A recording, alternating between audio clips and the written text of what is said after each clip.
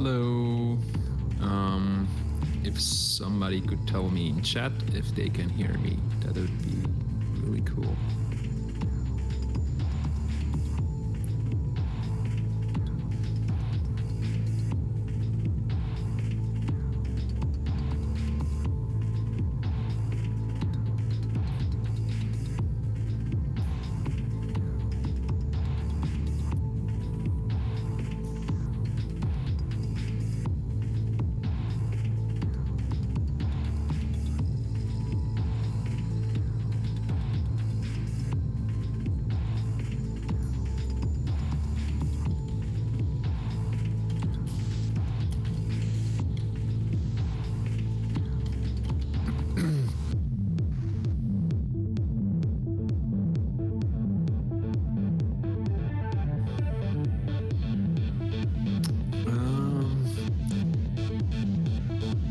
Yeah, if somebody can confirm that they can hear me, that'd be good. Because I'm not sure I set this up right. While we're waiting for, I forgot how to pronounce the red player's name.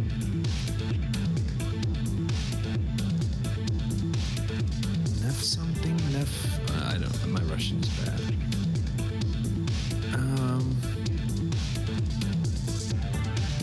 Oh, hey, I don't know how to pronounce your name either. Peggy, I guess?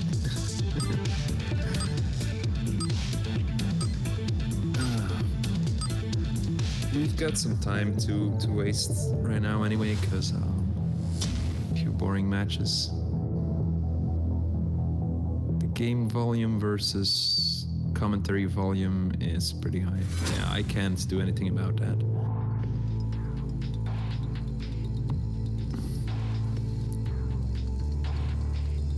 Okay. So this is elimination, another non-deploy. Does Stu only have an AI collection? I think so, right? It's a bit unfortunate.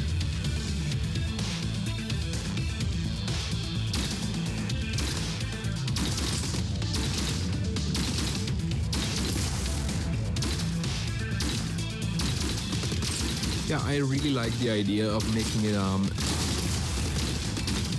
maybe 1100s to enter the teams, or making it so you don't get 1,000 points before your first deploy in a mode.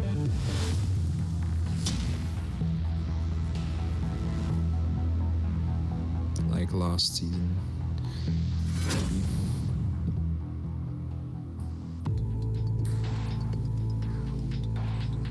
Alright, we've got two active teams, so neither team is going for the middle resource. Arafaz is going for the furthest resource, which I think is a really good idea. The movement for Arafaz is a bit slow because it moves to enemy, so it got a bit late to the party in the middle there. There's slightly better board control by red team. So, but to continue, red has got to push these resources to their base, which means that the top three resources will be hard to defend while also scoring the resources they need. So I'd say blue is slightly ahead right now. Blue is also putting some really heavy pressure on with the machine gun sniper combo, which should be a lot better at harassing the other team than the two assault version. So I think blue is gonna win this. And unless red has a reply for the heavy pressure, they might even capture or stop red from capturing the resources on the red side. Blue is going for the closest base, which might be a problem. If red plays its cards right, he could completely stop blue from scoring, but I think that's not going to happen because blue is going quite aggressively and red is not aggressive enough. So it should be a win for blue, but it's still very open.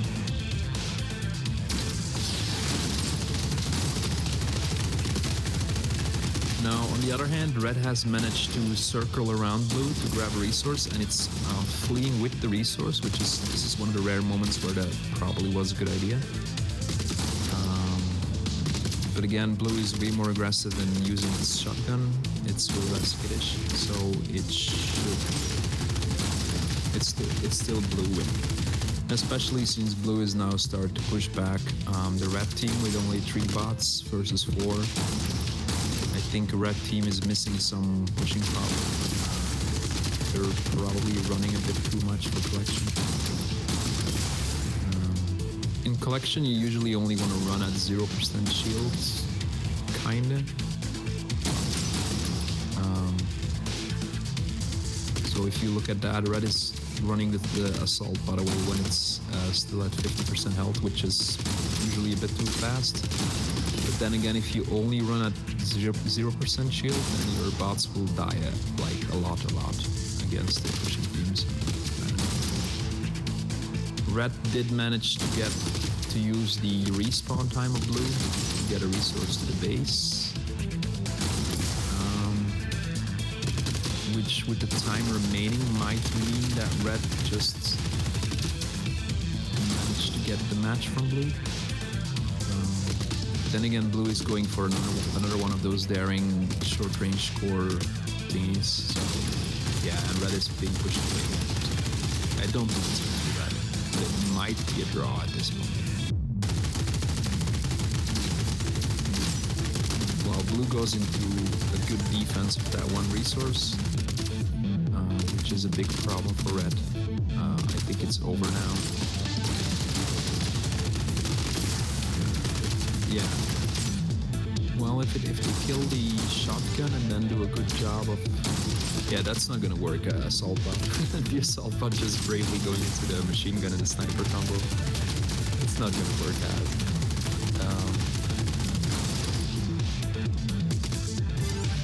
Yeah, I don't see a path for red to take that resource and score it unless blue gets...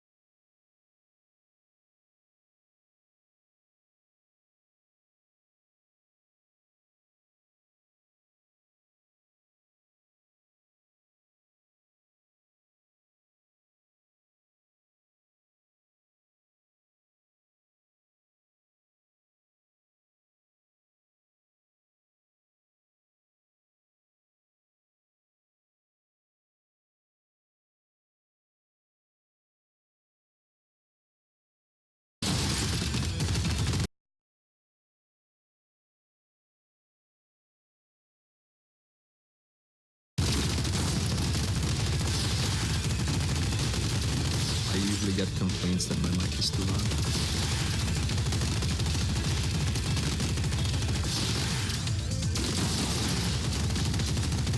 Like, I can't easily check my own voice volume here.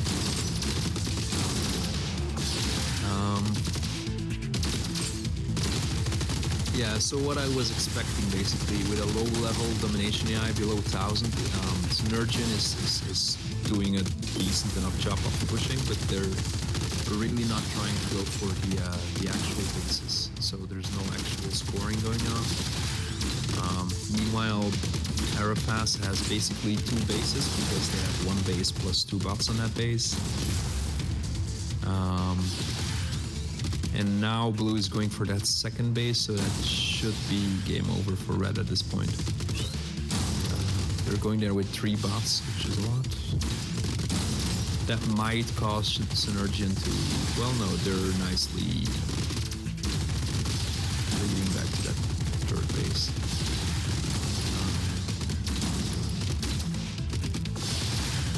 Yeah, I like the strategy that Arafaz is going for here.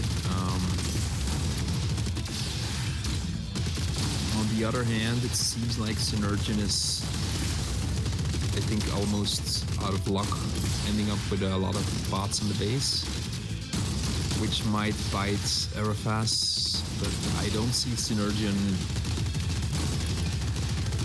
being able to push enough to put all of their bots on the base. So this should be an easy win for blue over time.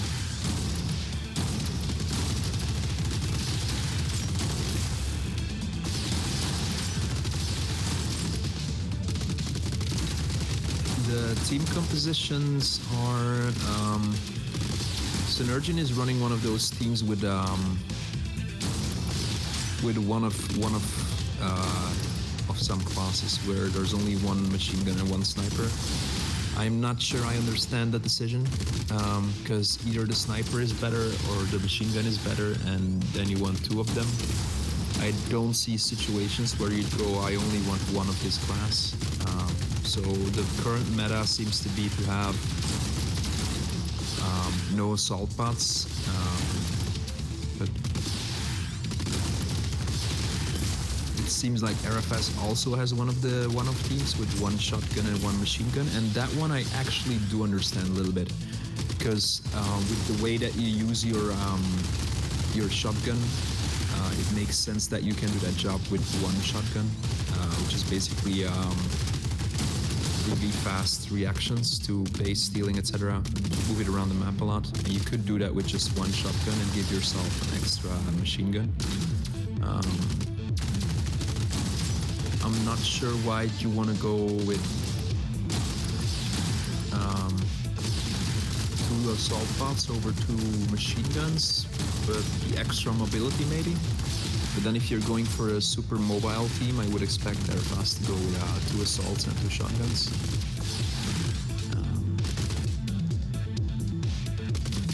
Yeah, but I do understand what they're going for with that.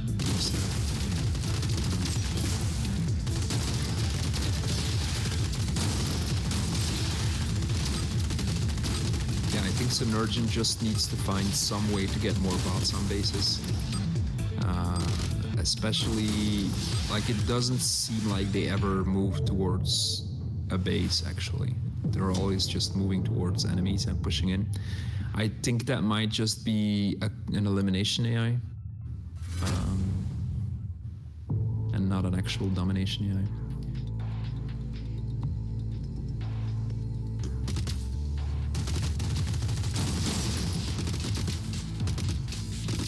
Okay, so Arafaz is going for the pincer move, which is gonna... the assault bot is moving itself into trouble.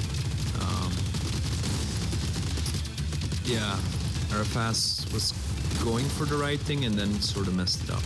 It's very common when you do a pincer move to end up in the middle of to end up in a pincer yourself. I think Arafaz was way too aggressive with, like, if you look at the machine gun right now, it's moving to ally when it should be moving towards the enemies. Also, I think Arafaz is just not shooting enough. Like, there's a lot of cases where bots just run up and die without ever finding a shot. I think out of the 6 bots that died so far, like 4 of them never even fired a shot. So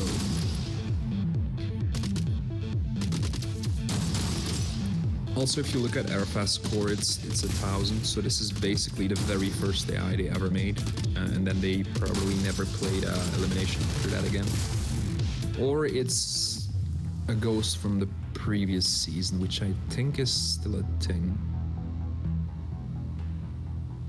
But yeah, it doesn't seem like Arafaz put a lot of work into elimination per se. Alright, so no deploy for Viva 2. I'm surprised because I would expect Viva 2 to have a collection AI, but it might be that, because I think they've been playing for a long time, right? But it might be that Viva 2 only had a collection AI back in the days of the beta. Anyway.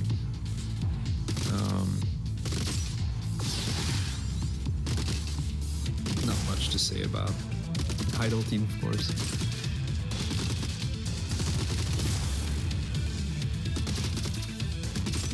It's interesting that JLo seems to be one of those teams that only gathers with one bot.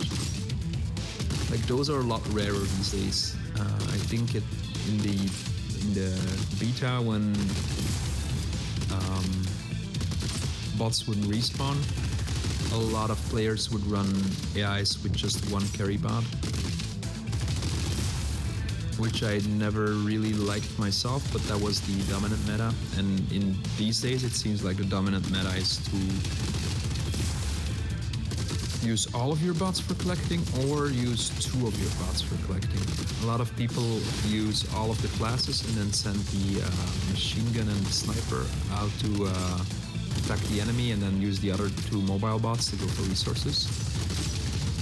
And then one other strategy you could go for is to send out the assault and sniper to harass the enemy, and then use the machine gun for carrying, but you don't see that a lot, and I don't know if it's viable at a high level.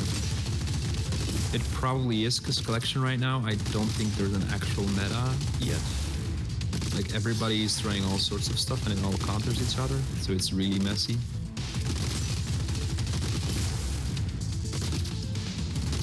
Which is also why I think I'm like number 3 in collection right now, and I'm still losing about half my games to everyone, basically. So it's just very messy.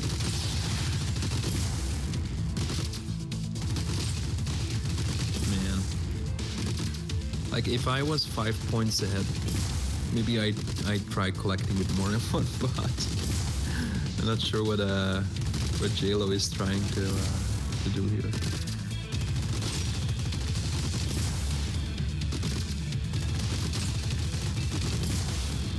Let's see, the next match coming up is... Oh, there's only one match listed for Leros and Grumble. I guess it's going by... Yeah, and this was the first match for Viva and JLo too, right? So I guess it's just... There's some scrambling of the matches going on right now.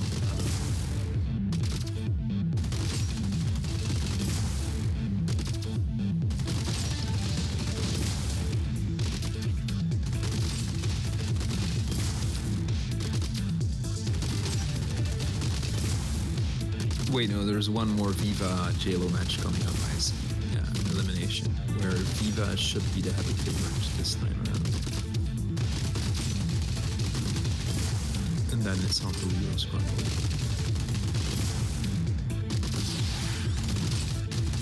There's one more meter.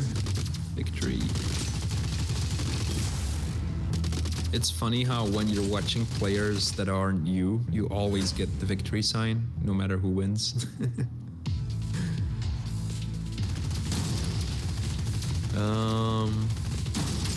Okay, so Viva is 1500, so it should be an easy win for them. They're clustering up nicely. Meanwhile, JLo is in 3 different sections. Top section should be the weakest because that's just 2 assault bots, but it seems like Viva is mostly moving towards... Well, it's not closest anymore. Maybe weakest health or something like that. JLo's taken the force field. This is one of those rare cases where it actually should be a pretty decent force field. But they're also running into the issue where taking a force field can be hard to manage your health. As expected, Viva is starting to win now, clean up those bottom 2. JLo might have had a bit more success clustering up more. Also, their retreat seems to be way too late. Like in elimination, if you're not running below 50%, you're probably gonna eventually die. Yeah, and the shotgun doesn't even have, the machine gun didn't even have a retreat, so yeah, I think part of the issue is that JLo is probably playing against a lot of lower ranked players, and there's this strategy you can use where you're just sitting there, being fairly aggressive and letting the enemy run into you and die, which works at a lower level. But it obviously is not a very good strategy once you get to about 1200. So JLo hasn't made that transition yet. Okay, Leros versus Grumble. It's a 3-base domination map. I'm not the biggest fan of 3-map domination because it plays out like elimination in a lot of cases. But in this case, it's really interesting that there's a fair bit of distance between the 3 bases. So you've got 2 really close ones at the bottom and then one at the top where most bots spawn. So this will be interesting. So far it's fairly even. Both players have 2 bots on the bottom bases. Grumble seems to go for a big strategy at the top there. Lero's losing a bit of confidence, it seems. Bots are going a bit all over the place, trying to retreat. Yeah, now Leros took their 2 bots at the base at the bottom, which might not be the best idea.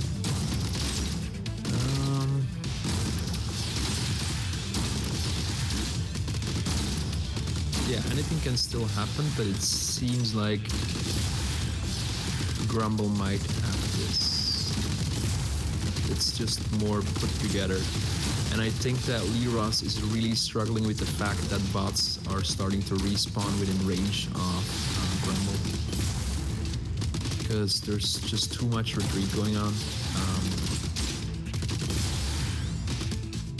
Not sure if that's something you can defend against, actually. So how's the audio volume going? Can you guys hear me just fine now?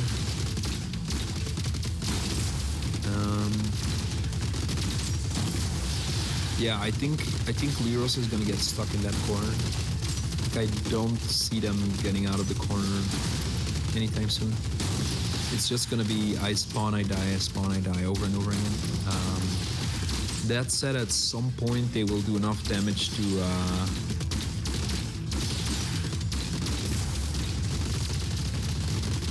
at some point they should be, yeah, there we go, to kill some red bots. So at that point there's a slight opening, and with only 13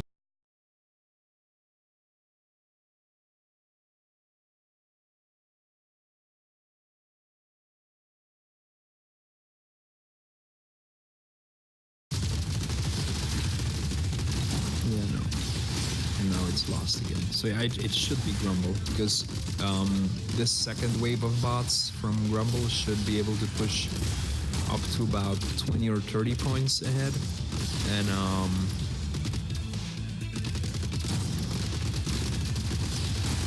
GFX heard you. Lower the game. Yeah. By the way, if somebody hops in the voice chat with me, maybe you should tell me, because I'm not sure if my sound is turned on. So ping me first in the chat.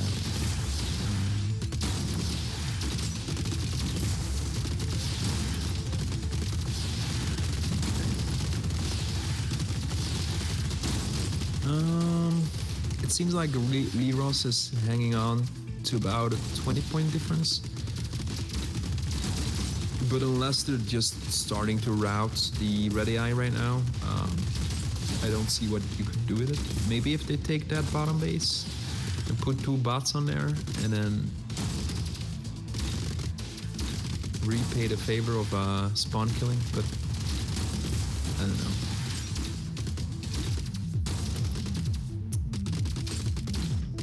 And now it's completely lost.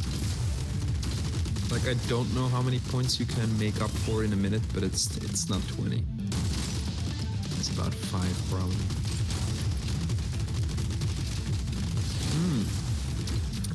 Leros does grab that bottom base. Finally.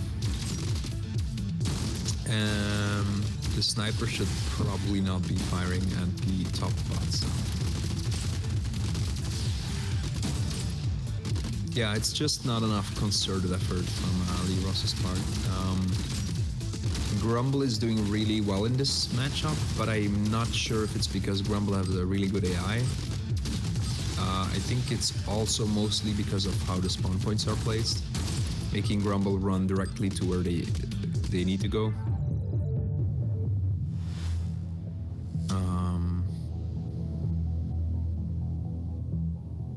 Yeah, I'm not sure.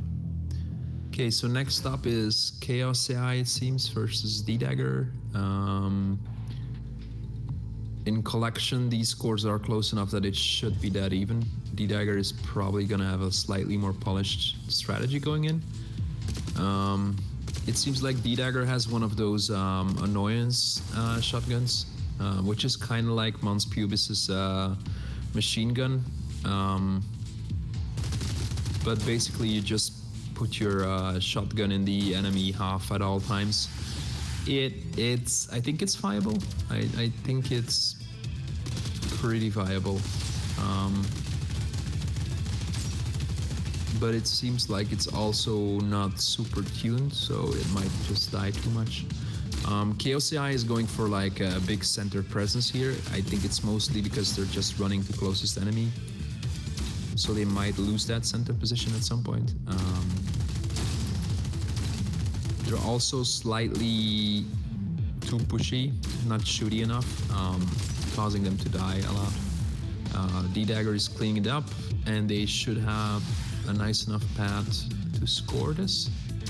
Yeah, as you can see, D-Dagger's shotgun is always going for the annoyance strat, but it just died without firing off a single shot. So again, it's way too pushy. From both teams, there's a lot of bots just dying without ever shooting, which is usually a sign that you should tweak your when to shoot, because it's a problem I have often too, where I just make my bots too aggressive and then they die before they ever shot, which is probably not a good idea. This should be D-Dagger's game, unless... Oh, big bug from D-Dagger. Yeah, that's not the base you want to go to, buddy. They're basically trying to give the resource to Chaos AI. I don't like it, you take it. Playing a bit of hot potato. My prediction is that D-Dagger is still gonna win this, because I think at some point just too many of Chaos AI's bots will die. If the shotgun grabs it and keeps going for... Well, it's going for that base again. There we go. Good job. Yeah, D-Dagger seems to have a pretty decent collection strategy, so they might be able to push that AI to more like 1300, 1350, 50 at least. Another game versus Chaos AI versus D-Dagger. Elimination. Pincer movements by Chaos AI, so it should be an easy win for Chaos AI. But they are doing some weird targeting, but it should be an easy win. Yeah, there we go.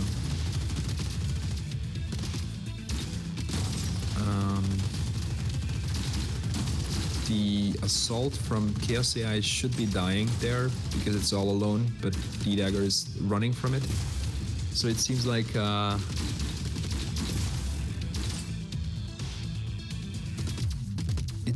D-Dagger has a fairly cautious AI, which in such a messy start is gonna give you issues. Probably trying to overcompensate for the weakness that shotguns have in elimination. Yeah, I kind of like all of the messy map spawns because it really rewards aggressive strategies as well as defensive strategies. Because if all the maps were just 8v8s or non-messy matchups, you'd have a way bigger advantage if you had a defensive AI. So I kind of like that that some of them are so messy. Okay, there we go. Kuyunako versus Mons Pubis. Well, this is gonna be 5 minutes of nothing. So I'm just gonna go grab a drink. I'll be back before the end of the match.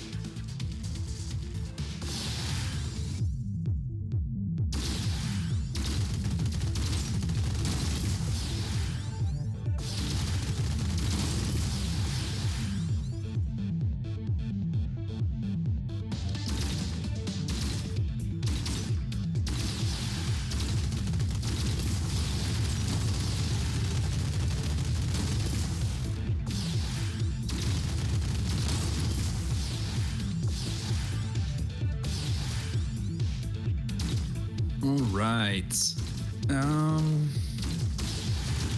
Next up is Smuggler versus One Life collection. One Life seems to have a slight edge, though in collection, like 1300s lose against 1100s all the time. That said, low 1100s usually have a few flaws in their AI, so we'll see.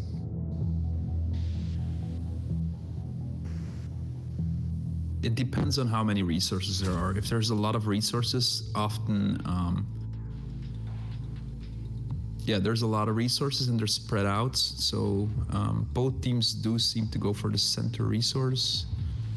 The shotgun decided to go hunting, which in this case loses a bit of time, so that might not be the best idea.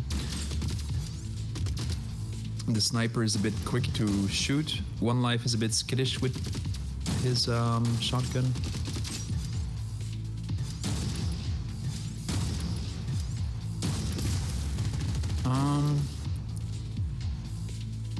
I think if I have to predict this, I think that Smuggler might win this. It depends on the pressure that One Life is gonna put right now. So One Life is going for a nice grab there in short range. Yeah, this is still anyone's game at this point. I wouldn't, if like Smuggler's machine gun is going for the farthest resource right now, which might end up being an issue.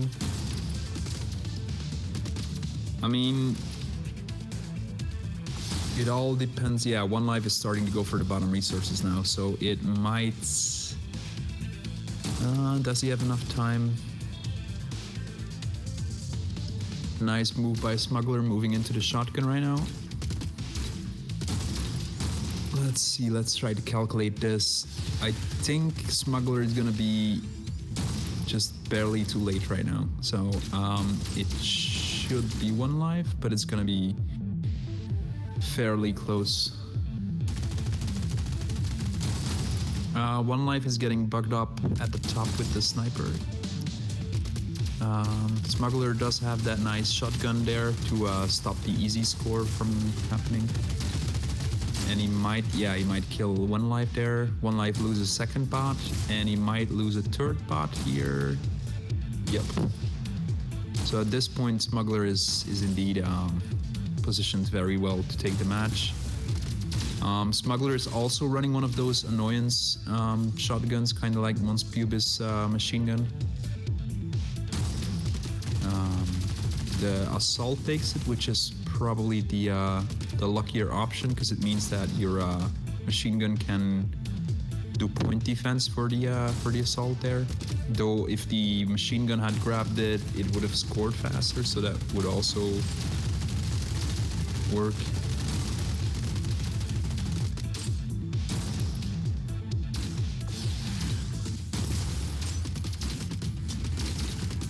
Yeah, there we go. So like I said, a lot of resources often favors the lower ranked player, and that's what we saw here too. It's just because the better ranked player is gonna try to juggle too much on their plate, and a more simple strategy works better in that case. Elimination, One Life is a lot better, so it should be an easy win. But One Life is having, One Life should have an easy win. Smuggler is struggling a bit with trying to get his bots lined up, also losing a lot of health there. The closest assault bot to the team at the bottom there might even, it's gonna lose a lot of health. One Life is being a bit too defensive and is being ganged up right now, and is spending all of his resources at the top trying to kill two shotguns, which might not be the best idea. Smuggler is taking a nice center position, but it is also in danger of being a pincer position. Smuggler's shotguns at the top are doing some really dangerous things there. So might be game over for those shotguns. At this point, it seems like One Life is just gonna clean this up, because at this point the pincer starts to happen. Not sure why the shotgun keeps running from the sniper.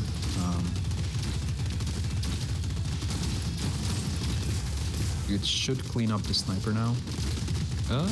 Yeah, it does. Okay, and now there's a pincer going on at the top where Smuggler is pincering one life, but it seems like Smuggler is has an unsafe retreat, which will cause more and more bots to die. It might still be Smuggler's game, but it's starting to look like One Life's got this. Yeah, the One Life is going for the shotgun now, is going for the pincer on the machine gun, but it's in a force field, which might be a problem. Well, it's out now, yeah, and it should die. Maybe barely survive? No, it should die. Okay. Yeah, Smuggler's position is really collapsed right now, so I don't see Smuggler returning from this.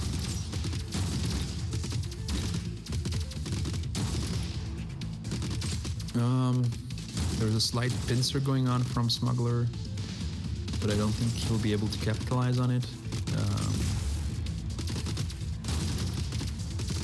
One Life's elimination AI is fairly high ranked, but it's, I don't know, it's a bit unbalanced, so it will lose some of these games, but it was a close one, but this one just slightly better control in the critical situations by One Life. I think Smuggler needs to work on choosing more deliberately when to run and when to shoot and stuff like that. It seemed like a lot of the movements were sort of panicky.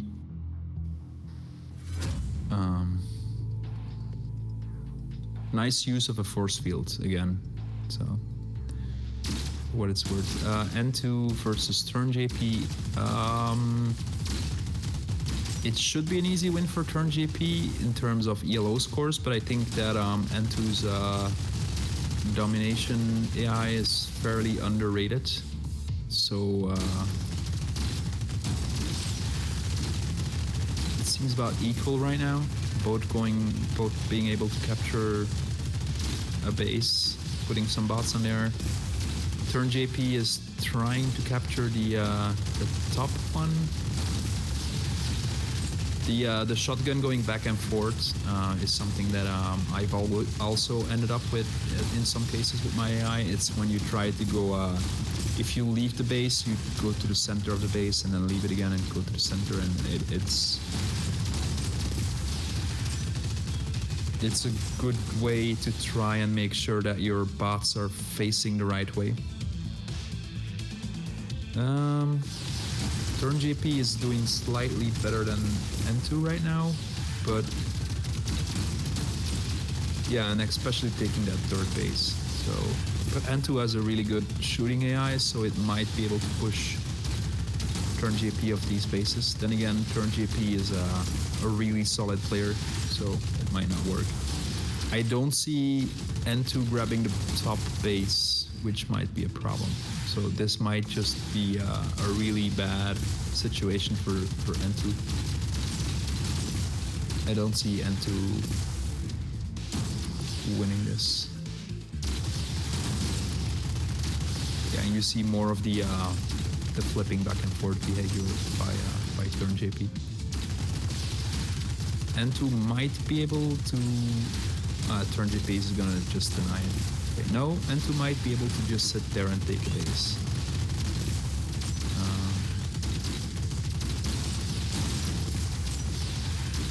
Yeah, N2 is trying way too hard to pressure these. There's a nice almost defensive belt going on by Turn JP. I don't know even if I could just tell the bots what to do, how to stop that.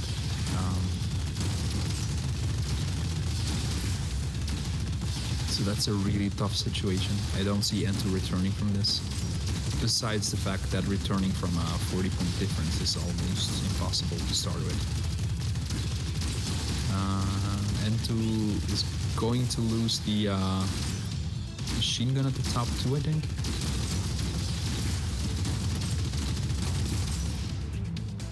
Yeah, and that should be game over. Yeah.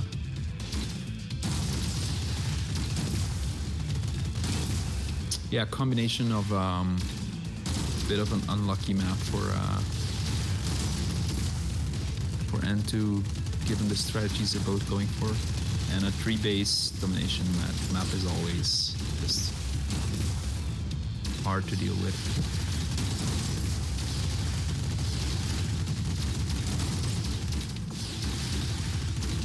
I have to say that N2 is really using those extra scores from the bots on bases.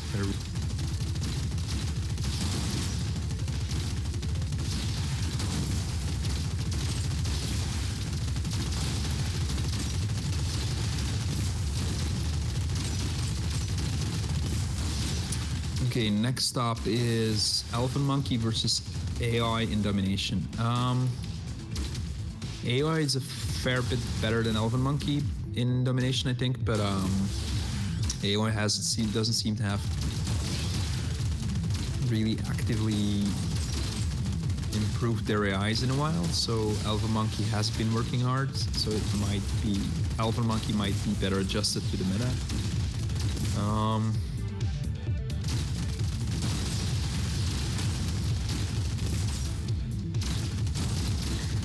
I'm going to give the edge to Elephant Monkey, but it's gonna be close. I'm kind of hoping for a domination match with a lot of bases for these guys, because that might be very fun. I think that Elephant Monkey also has a bigger chance with lower base counts. I'm not entirely sure. So we'll see.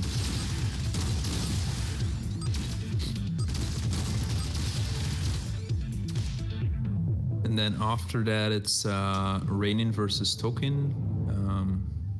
I haven't looked at Rainin's results today yet, so that's gonna be a total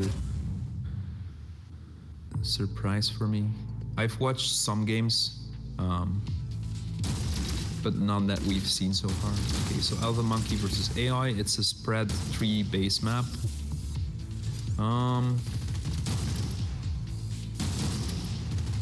AI seems to go for center pressure, which in this setup might be the best strategy. But then Elephant Monkey is converging nicely on the center spot. Yeah, I have no clue how to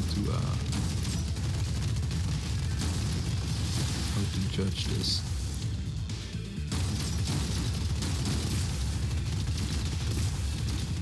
AO is going for the base steal, but it's running into a sniper, so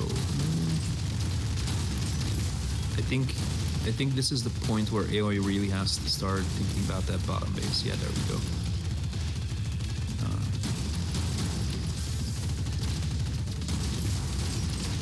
Oof, the 2 shotguns on the base, hard to stop. But AOI does have the bottom base now.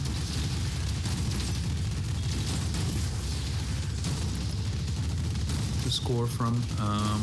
Neither player can put bots on the bottom base because it's going to be too far from the other bases. Elephant Monkey is going for a nice base steal at the bottom. Like, that's going to be huge. Because he might be able to defend both those bases. Then again, there's a spawn point from AOI really close, so the respawn happening might actually be beneficial here. Yeah, getting pushed off. But that does mean that AOI loses a lot of pressure in the middle right now, which should mean that Elephant Monkey is gonna take, I would say, a 5-point lead at this point. Let's see if that's the case. It's only a 2-point lead right now. 3-point lead. Yeah, nice response from AI. This is a very high level match right now. Nice use of force fields from both sides. Elephant Monkey's going for another base steal, but is gonna run into a respawning. I think that's a shotgun, right? It's attacking the shotgun when it's not running towards it. That's probably not the best idea. the top sniper from Elven Monkey is weirdly doing a good job. So that force field is like right in the exact position where it can be used. And Elven Monkey is also taking the bottom force field. So Elven Monkey is going for 3 force field push here, which is great, but AOI is scoring a lot from that center base. So I think Elven Monkey is trying to do a bit too much at once.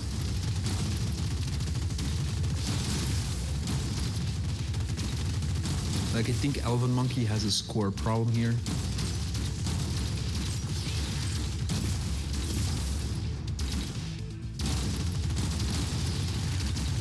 Elven Monkey is playing the better game here, so he should win, but AI is just slightly more focused on actually scoring points. This is a big chance to get ahead for Elven Monkey though. Ooh, it's gonna be a really close one. 2 points difference, 1 point difference.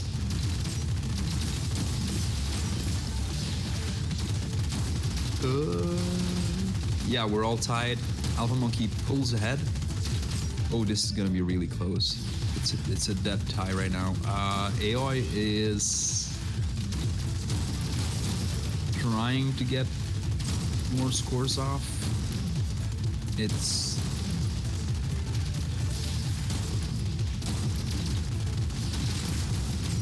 oh wow. I don't know who's gonna win this. It's gonna be a 1 point difference probably. Elven Monkey just stopped both of AOI's bases from scoring, so that's gonna be a 2 or 3 point difference for Elven Monkey here. Yeah, 3 point difference, 2 point difference, yeah. Man, that was a really fun match to watch. What do you guys think about that one? I mean, when domination matches end with a 1 or 2 point score difference, I think that's the best games to watch in Gladiabots. Like, if you want to show a new player how exciting the game can be, I think one of those really close domination matches is probably the most exciting thing to show them. Okay, so Rainin versus Token.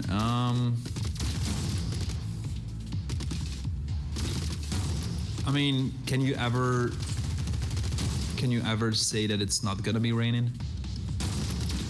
You can't, right? It's gonna be Rainin, right? Though Rainin's collection AI does have some flaws to it, and it's because last season the meta was really weird at a high level, where it was way easier to win at a 2000 level than at a 1600 level. So this AI is made to just stomp all over AIs from the previous meta. So I don't know. It's possible Token takes this because Token obviously has a decent enough collection AI, but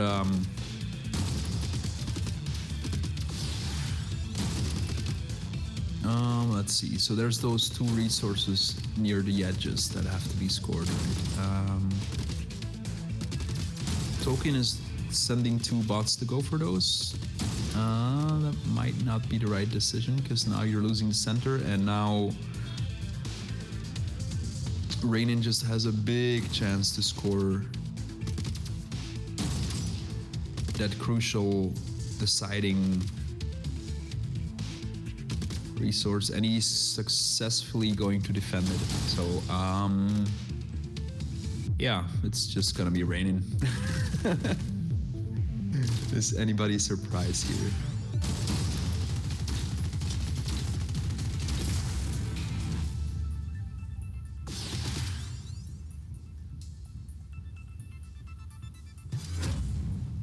Mr. Mentat versus Ardent Down in domination. So Ardent Down has a really good... Oh, it's Rainin versus Token. I mean...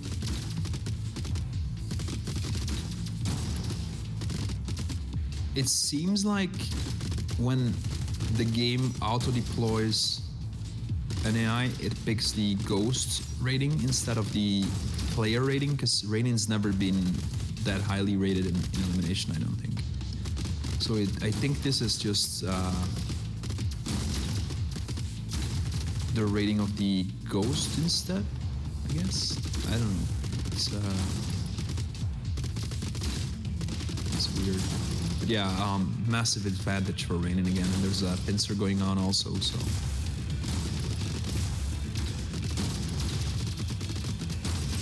Like, Rainin's elimination AI is so good that even the top level players in elimination aren't able to kill it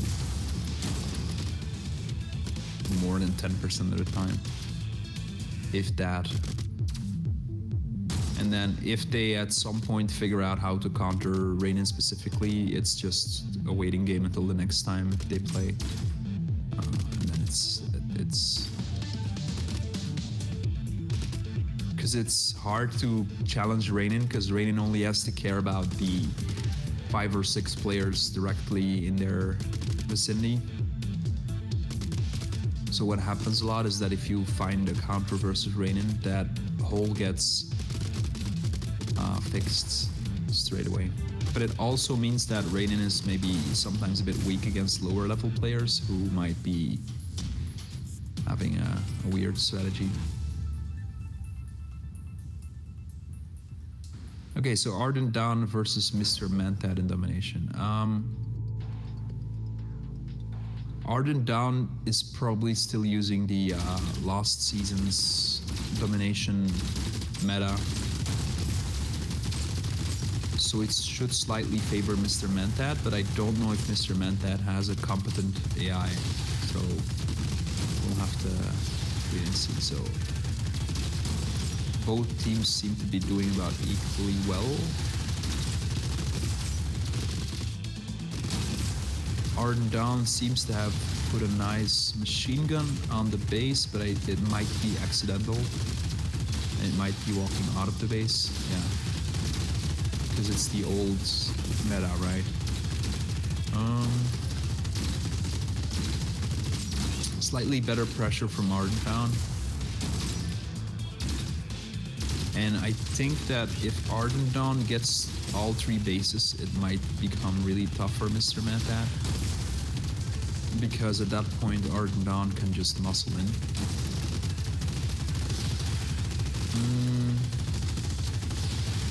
Yeah, Mr. Mantad just isn't going for enough base captures at this point. Yeah, that's a really good base capture right there. That brings Mr. Mantad back in the game. Mr. Mantad is doing that thing where your entire team goes base by base, and I think in most domination matches that's not a good idea. It's gonna be too slow versus really fast capturing AI like Arden's has. Okay, and now we have the 3 base deadlock.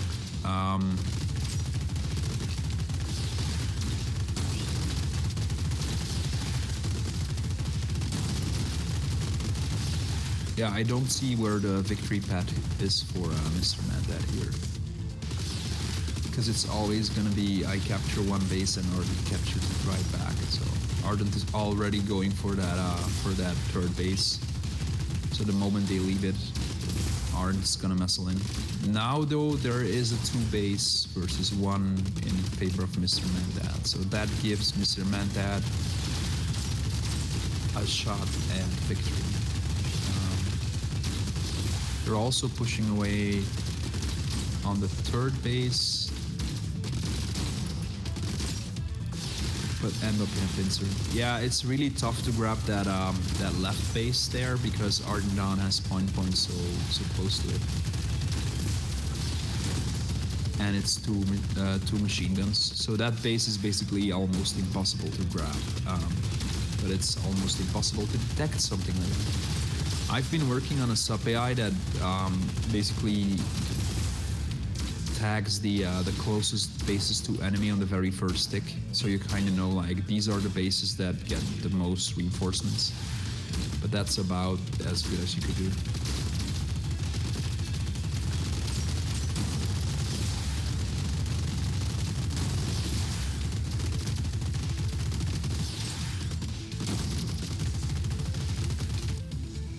The accidental pincer happening here for Mr. Mentad is kind of interesting.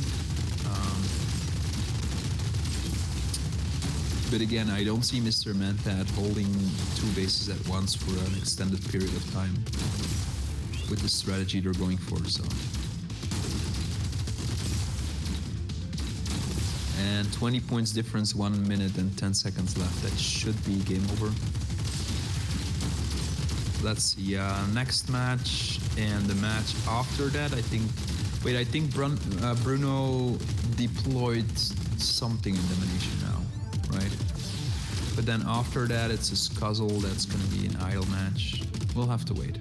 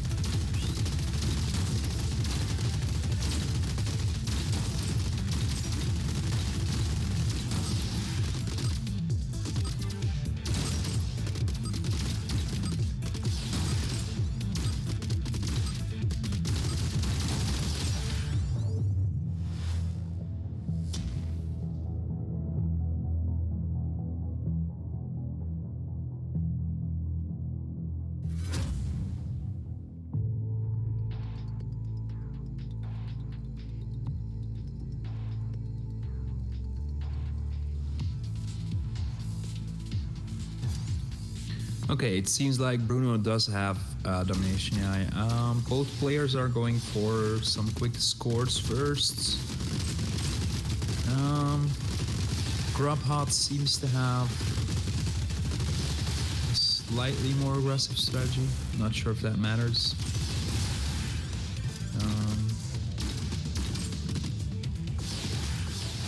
Yeah, I can't say much right now. Is Bruno using all assaults? It's kind of like last season.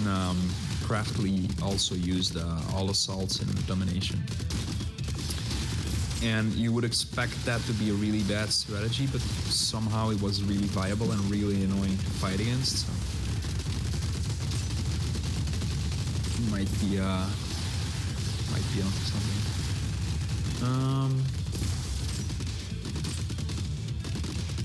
Yeah, Grubhot is pulling ahead, but I think Bruno has better map control right now. Then again, Grubhot is nicely pushing in right now. I'm giving a slight edge towards Bruno right now. But it's gonna be...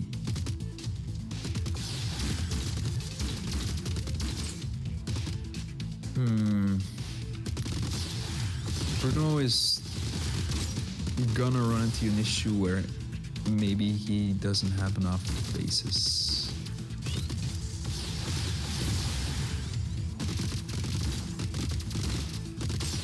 But he should be able to equalize at some point. Then again, I really like Grubhot's movement between bases, so it's gonna be tough to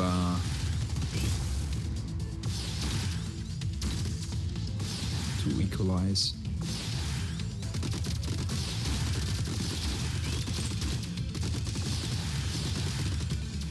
Yeah, it feels like Grubhot is gonna be always like one step ahead of Bruno, just because of the faster transitions.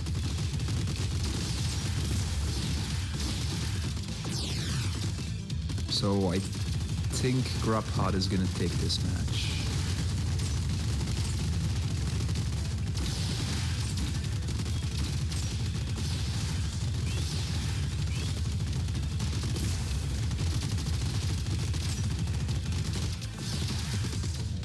nice comeback on the basis for Bruno, but I think it's a little too late.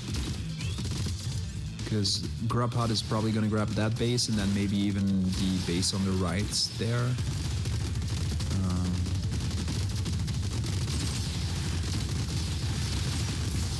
There's a shot for Bruno here to come back. This is the first real chance Bruno has had to take over the game, but Grubhut is going nicely for 2 bases at once, which is probably the perfect strategy here, because we've seen Bruno struggle against that in the rest of the match, and that should be game over, because it means that it's going to take at least 30 seconds for Bruno to get back on top, and at that point the match is over. So 10 points difference, 11 points difference. Yeah, it should be Grubhuts. Nice comeback from Bruno though. It could have definitely still swing towards Bruno.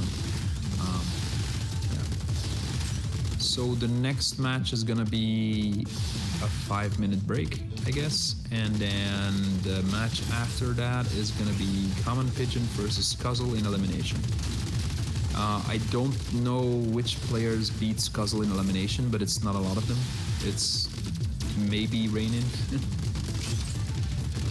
maybe N2. That should be about it. So,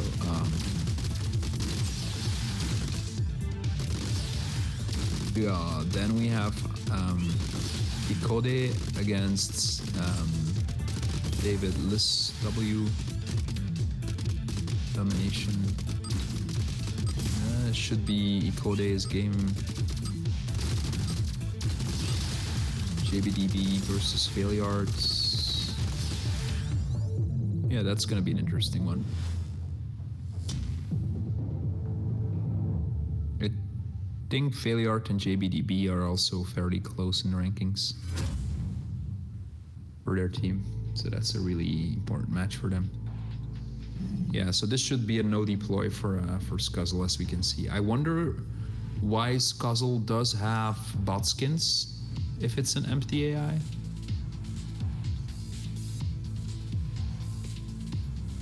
Like, that's really interesting, right? I think it used to be that your AI was just all white bots, so somehow it's pulling skins from somewhere.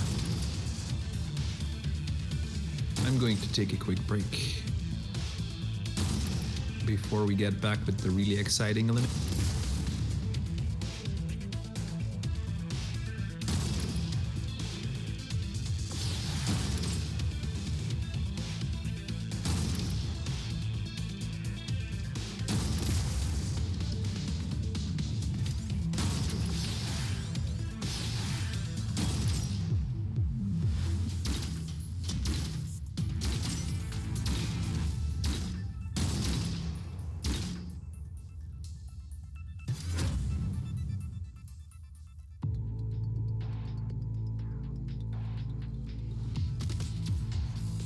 Well, it skipped the match, so I guess maybe GFX is watching and just skipping or something. GFX, don't do that to me. I was gonna take a break. Yeah, massive favorite is Scuzzle here. Scuzzle, the AI, it's weird to play against because it almost feels like... Oh, Scuzzle didn't deploy an AI, and I think it just... Oh, it was collection. It probably just scored. I'm a derp. I wasn't watching. My bad. So Scuzzle's AI is really weird. It's like a brick wall you're pushing into. Which you can see right now, because Common Pigeon has a decent enough elimination AI. 1400 is nothing to sneeze at, and it's just not ever pushing back Scuzzle. Scuzzle is just gonna slowly walk step by step towards you until you die, and there's nothing you can do about it, and it doesn't make sense. Like, how does that even work? It's just not... Scuzzle is just not ever retreating. His bots only move forward, and then you lose. It's like It's like GFX put in a line of code that says if player is Cuzzle, shield never goes below 0%.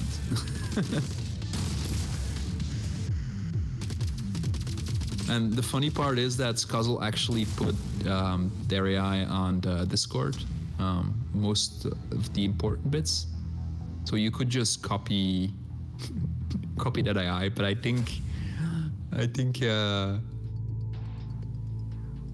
it wouldn't work. I think GFX put a line of code in there. Yeah. I won't reveal your secrets, GFX. Okay, Ikode versus David. I mean, their scores are sort of similar, but 1296 is kind of hard to reach. So that means that Ikode has. I mean, I assume I have to pronounce it Japanese style. But I think Ikode has a slight edge here. It's a really messy match right now, though. David is muscling in right nicely. Ikode seems to use these snipers that sit more on the outside and put a lot of pressure on bots.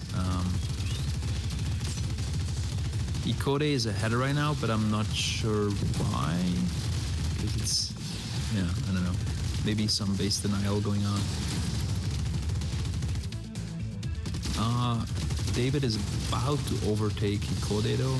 Well, he loses the base on the right there. That's not good. David should have put a bot there. Though David is nicely grabbing the bottom base. Yeah, I'm really confused why Ikode is pulling ahead right now, because it seems like David is more bases at once. I guess it's just that extra base of scoring, right? Where the shotgun and the machine gun have been sitting on those bases the whole time. So that it's like Ikode has like 3 bases at all times, while David is struggling to even have that. And then if you look at the bottom base, Ikode is nicely denying that one. It's nicely denying the left base. So this is a really impressive performance by Ikode. It seems like they could be even higher ranked in. Because I feel like if my AI plays against Ikode, I don't stand a chance in domination, and I'm ranked about 50 points above Ikode. So depends on which AI I use. I am fairly impressed by David's AI. I feel like with some tweaks, David's AI could easily be 1300 level 2. This is a pretty exciting match to watch, but it's just Ikode is being so efficient with scores here that it's really hard to do something about it. Maybe what David could do is use his shotguns a bit more dynamically to offset the fact that their AI seems to be a bit slower than average. But yeah, look at Ikode. Like, the moment there's a slight opening, it's just score, score, score, score. What do you do against that? It's fairly impressive. And now that the snipers have finally reached the bases, like with the eyes like Ikodes, when the snipers finally do reach the bases, you end up with a massive problem because they're really cautious snipers, made to not retreat ever. Like they're made to try and hold a position, so you can push them back a little bit, but they return right away. I've tried doing a similar AI, but I can't figure out what the trick is to them. I'll have to study. Maybe I'll study Ikode.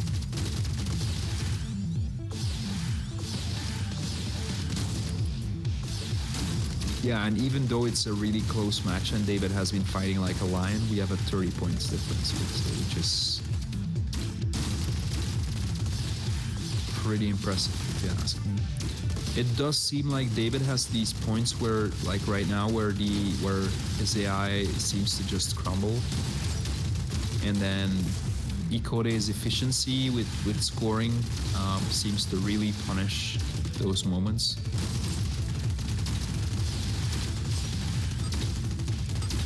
And I think David could use a little bit more pressure on those shotguns, maybe a little bit more dynamic too. Like I feel that's hurting his AI. I might be telling complete bullcrap here.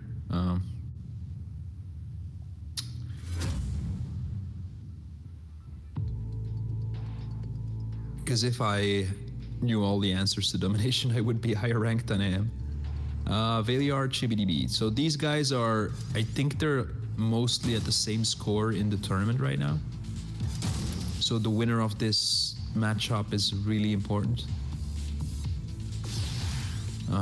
It should be, it's gonna be really messy because there's so many resources. Like I said earlier, with so many resources, you should almost favor the low-ranked player.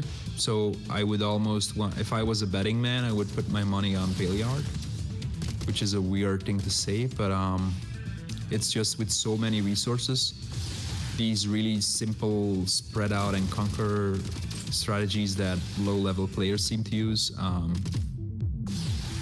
they're so hard to stop.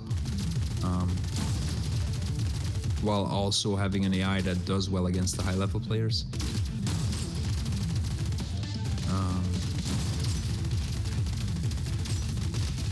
If Valiard, it just missed it. Okay, so now JBDB has a chance to come back. Yeah, grab it with the machine gun. The machine gun is really fast with the resource. Valiard is not prioritizing that one. God.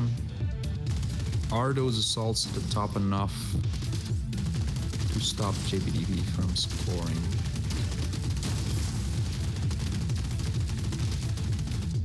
I don't think it is enough. And then the machine gun seems to have reached the spot where it can be stopped. So yeah, this is a nice win for JBDB. And it's mostly a win because Valiard made a mistake. Like this should have been Valiard's match, and then he made a very big mistake there. So yeah. Like I said, it's really hard to beat low-level players with a lot of resources and a lot of bases. Maybe you should have something where if there's a lot of resources, then you switch to some completely different flawed AI. Elimination. I think Valiard has a really annoying elimination AI, but if you can neutralize it, it should go to JBDB, if I recall. I'm not sure about. I don't know the players well enough. JBDB did make a massive mistake there with the assault pot, but it seems to grab the health pack, which is really important. There's a nice push going on with multiple bots at once from JBDB, but he loses a bot, which is gonna be... I think it's gonna be game over. Yeah, it's just gonna collapse right now. I think Valiard has this almost deathball-like strategy, a lot of focus fire. It's really good at killing bots, but also I think that JBDB is way too aggressive. Like I'm surprised that this AI gets to 1300, but I'd have to see it in a bunch of matches. But the way that they lost their shotgun earlier by going into short range of like 4 bots. Like you wouldn't expect that to work most of the time. There's a second person in the commentary channel. Okay, I'll put on my headphones.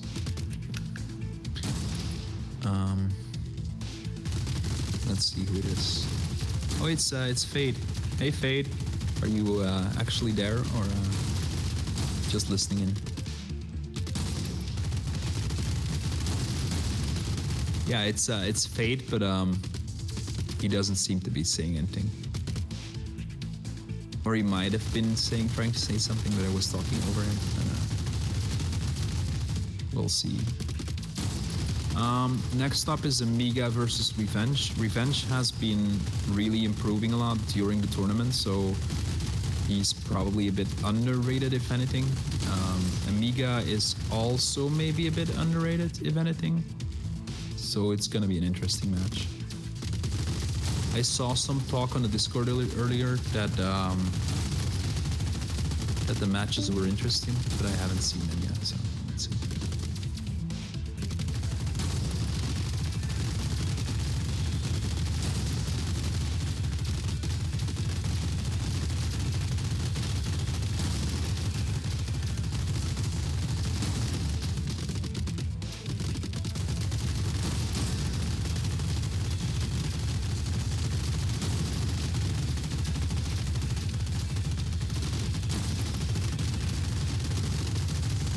I mean, it's up to you, Amiga, if you want to join or not.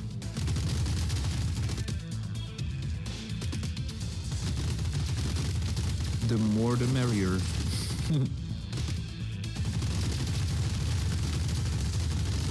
It's surprising how fast these matches go when you're commentating, by the way. Like, if I have to watch matches at a normal speed, I'd go bonkers. But then when I have to comment on them,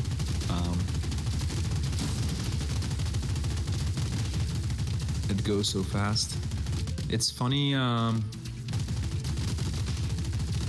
It's funny how Valiard doesn't seem to push at all. It's just an AI that just you walk into it and die.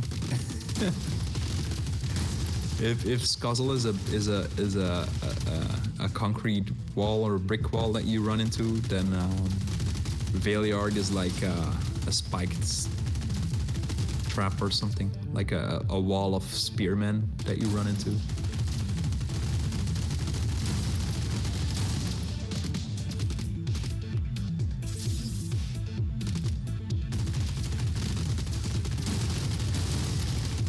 Okay, and before the match ends, I want to share with you something that a friend of mine just told me. But we were talking about cheese, and he suddenly says, "I just realized whales are mammals and therefore have milk. So whale cheese is a possibility."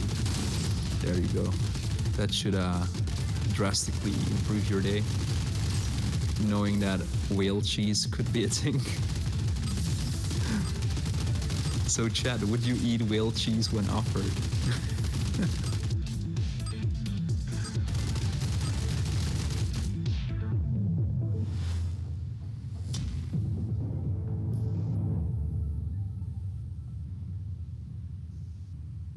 Probably. I'm not sure I would, because I've heard that marine mammals like dolphins and whales, like they taste very fishy. So I'm not sure if I want cheese with a fish taste. I can hear someone. Yeah, it's Omega. Hi. Hello, everybody. Hi, Omega. Can you hear me? Yeah. We can hear you. Just. I just had to turn off the stream sound so I could hear you in Discord, and your voice would not be even doubled. Yeah, doubled. Yeah. So I just decided to join if somebody have questions about what do my bots do in each match. So yeah, it's a bit fast to really see the details, but yeah, actually speaking, my domination and elimination, I speaking in advance, are not really good enough because I just started to implement them just recently. I mean, you seem to have some. Yeah. You seem to have some nice ideas going on right now with putting a lot of bots on bases, but Revenge seems to push nicely into you. So it might be hard to hold on to your score lead right now. Actually, there is no something special in my tactics. I just have a score advantage, not score, but basis advantage script, which just determines how many bases do I have, including the situations when I have a base, but there is an enemy bot on them. So this is actually not my base. I consider it such. And my main idea is to keep just an advantage in basis amount. So as you can see, I'm not trying even to capture the third base because there is no need actually in this action. So I'm just I think in stick to my. I think in a 3-base map, you usually want to stick to just 2 bases, unless they're really spread out, like we saw with Elven Monkey versus AOI earlier. Maybe you're right, but as I said, I don't have much practice in this mode, so I just had the first. This is my first, this is my first idea of such type of set, so I tried to implement it, and used it works pretty good. Yeah, it seems to work nicely. Yeah.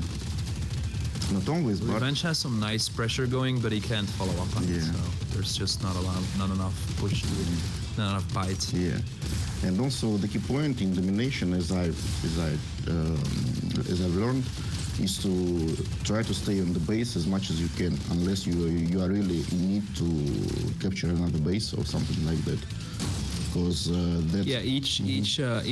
each bot you have on a base is like another half base that you can and it's a really huge advantage because you don't actually need to move anywhere else to increase your score income. I should comment. So it is much wiser to just home your bases which you own right now. Your domination AI feels like it's probably like 1250 right now at least, so you should run it in ranked a bit. I'm sure. I guess so, because I haven't really played much ranked with domination and elimination. Say in advance. In collection, I have. It's also hard to. It's hard to test it because the single player domination is still with the old meta. So it's easier to win in single player than multiplayer. Yeah, perhaps. Actually, frankly speaking, I don't understand much in the game. I mean, I don't know meta pretty well. I just experiment with my own approaches, not looking at other players. I just get another idea and try to implement it and see how it works in the game. And if it doesn't. Yeah, but like after hundreds and hundreds and hundreds of matches, you sort of start to recognize which pieces are new to the meta and stuff. Yeah, I think that's true. But I try to not spend really much time playing this game. I just have a match. Then I see what my flows are in my eye, and then I just think about new ideas and implement them. And then I get a couple of matches and leave the game for the next day. Something like that. Yeah. It seems to be working for you, because this is a nice AI, man. Yeah, thank you. I like your strategy. Yeah, thank you. You seem to be putting half of your team on each base, which I wouldn't know how to stop that. To be honest, this equal distribution of my bots was some kind of random, because I don't have any special calculations of which bot how to distribute my bots over the bases. So I should say it was a little bit of luck in this particular match on Heroes Elimination, which I was very excited to watch. Okay, so you seem to be trying to cluster, which might cause Revenge to have a pincer movement on you. Maybe, but I think the main problem when you try to collect your bots is if it's not implemented properly, they can start to hesitate which bot to join, which group of bots to join, and it sometimes leads in the bots wasting time while he could shoot. Yeah. I don't have a good solution for that. Well, I have a few ways to talk about that. Maybe for the tutorial that I want to write, but then the tournament happened. But for the tutorial, I might talk a bit about that, because there's a few tricks you can use to not have that problem. It would be nice, I think. Yeah. So it seems like you're being pushed back a bit into the corner by Revenge, but both players are holding on nicely, and Revenge might get into trouble with that sniper at the top there. It's a very even. By the way, this is going to be an exciting match. I think that I actually haven't analyzed much Revenge's tactics, but again, returning back to the collection tactic, when you try to collect your bots together, I think this time it helps me not to spread too much to the corners, because sometimes my bots try to gather together, and seems it helps not to run into the corner. Yeah, the big question is always, do you want to bring them together to short range or to medium range? Because there's advantages and disadvantages to both. You seem to be going for short range, right? And Revenge seems to be going for mid range. No, frankly speaking, I don't see any reason why anybody should go to collect his bots into the short range, because they won't really mess in this. It will be really mess when bots try to be too close to each other, and they won't most probably spoil. Yeah, when they flee. The game. Yeah, when they flee, they bump they into start each other when they flee. And yeah, certainly. So in my case, I just try to be in mid range from each other. Okay. Yeah. And this is half of the match, and it seems that nothing is happening, because how it was. I'm trying to figure out what's gonna happen, because I seem to recall that I didn't see a draw. So I think this is gonna be a win for one of the players. I would guess for you, because I don't know. Should I reveal the result? Frankly speaking. No. I think we should watch it in the end. Because you're being pushed back, but Revenge is losing health, so I don't know. It's just a nail biter.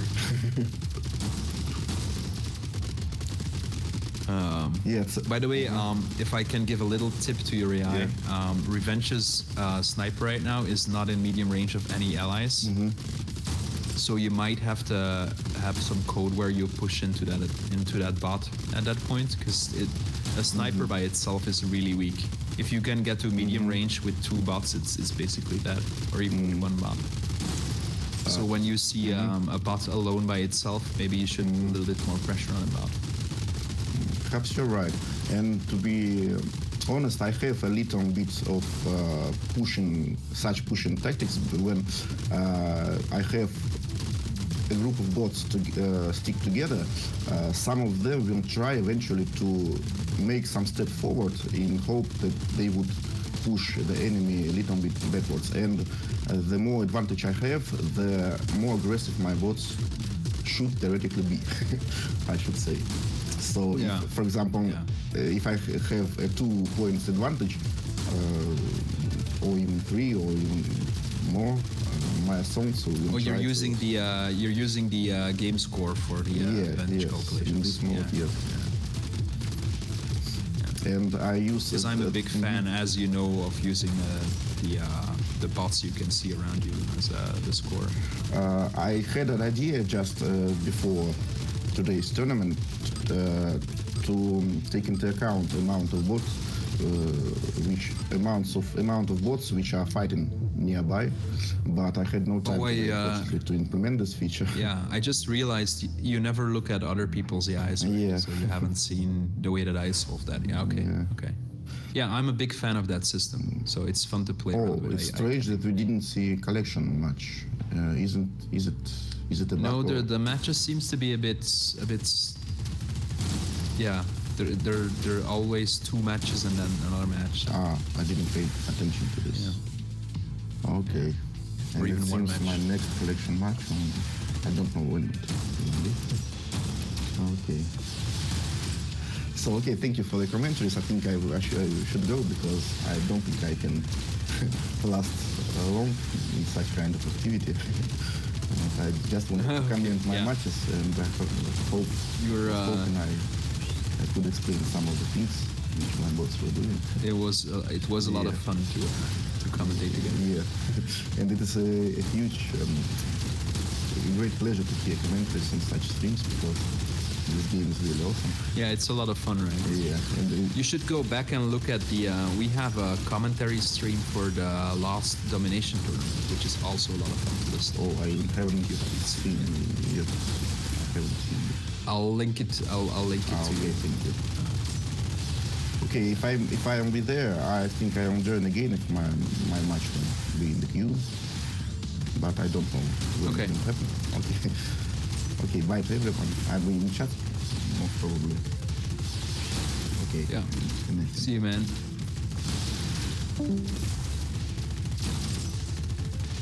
Okay, that was a lot of fun. So we're up to Ussel and JK DOS. About similar rating. JK seems to have pulled ahead a little bit, which is surprising because I think that Ussel was doing better in the beginning. I think JK's shotguns are really good. Like they're really good at denial, and that's still my favorite strategy for shotguns is to go for full-on base denial. And while I'm talking, I'm gonna check on that video from the previous tournaments for you guys. Post it in chat.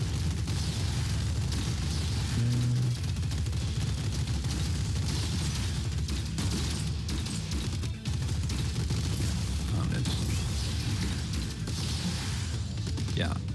The link that I just posted in chat is from the domination tournament from I think it was around May when the game came out that we played it, and Savage X and his friends did a really nice commentary of that tournament. It teaches you a lot about domination, but the big difference with now is that you only receive 20% for capturing a base,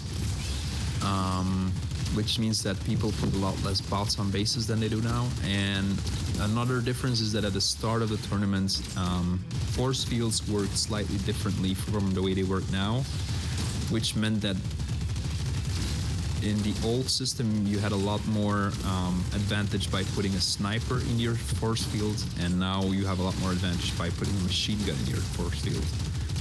And that changed halfway through the tournament back then. So the meta is slightly different, but there's a lot of cool ideas, and it's really fun to watch such commentary streams. So, JK seems to really pull it together right now. Yeah.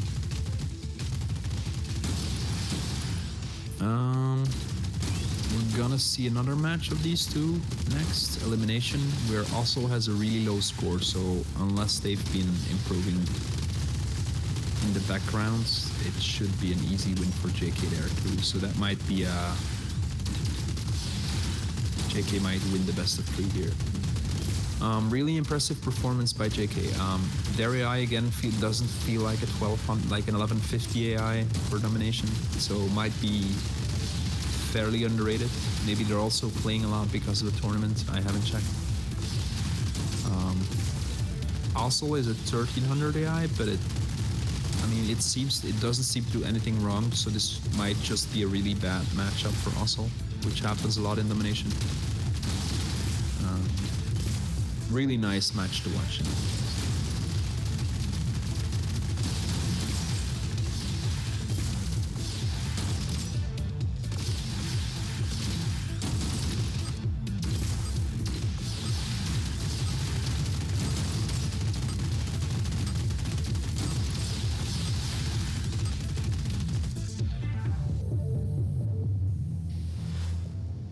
Yeah, and so many good matches coming up. Maybe I should take a break when my matches come up.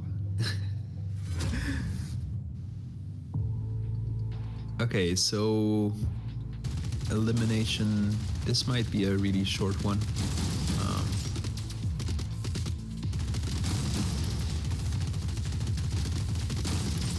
Let's see. Well, Ussel doesn't seem to be doing anything wrong right now, so maybe they have a better AI than their score suggests. But it seems like they don't have a retreat, which again, I mentioned it earlier in the stream, but at a lower level in elimination, that's actually not the worst strategy to use, is to have a really subdued retreat and then let the enemy walk into you and die. And I guess that if you extend that strategy to a high level, you would end up with an AI a bit like Valiarts, which seems to have this weird quality of being a wall of spears you run into. Some other players, like I think Jeffrey equals Harpen, has something similar to that regard, where you just really punish aggressive AIs for running into you. But it's not gonna be nearly sophisticated enough to stop a decent, like 1400 in elimination, which is JK's score. That's a really solid score. Like you have to, it's really a big difference. Anything above 1400 is just really strong. Anything just below 1400 tends to have some weaknesses, which we also saw because JK did lose one bot to Ussel.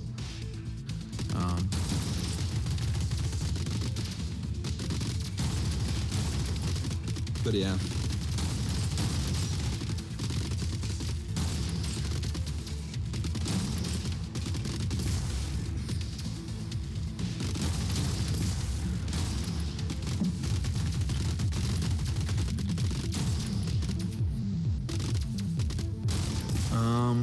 So what's the next match? The next match is Alien versus Provisor, which is a really important match because I think Provisor is ahead of Alien right now,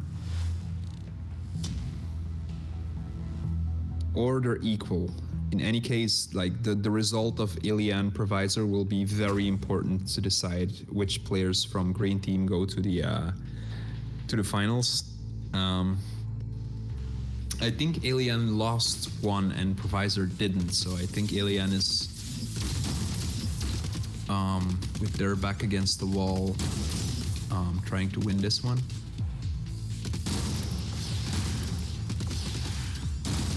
An early lead for Provisor maybe. Nice bot on the base for Provisor there. It does seem like Alien might have slightly more pressure, especially with the sniper inside the force field. Provisor seems to have a bit of trouble trying to get bots in bases, but then again, they are managing to put some of those shotguns in there. And now comes a big push from Alien, so if Alien grabs this base right now, that might be huge. And then also very important is that at the top, the sniper for Provisor has left the base, so that might be a big score difference there. So it seems to be favoring Alien right now. But then again, Alien lost that sniper in their force field, so that's a big change too.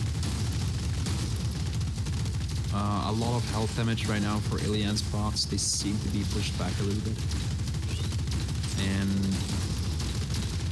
Provisor is, strangely enough, still ahead in score. Probably due to the extra half base that the sniper in the base granted on the left.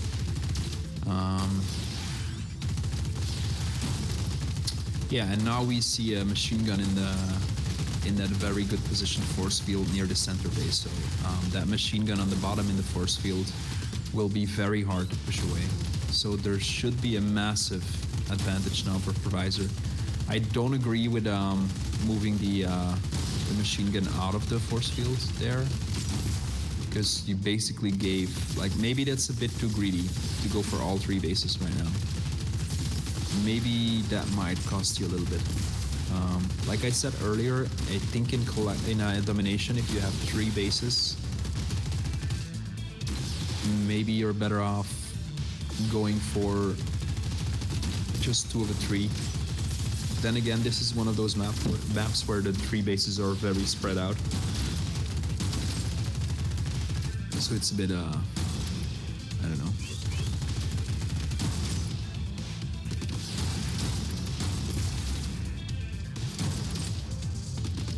So So it doesn't seem like Alien Sniper has the force field there, or does it? It's hard to see. I don't think so. So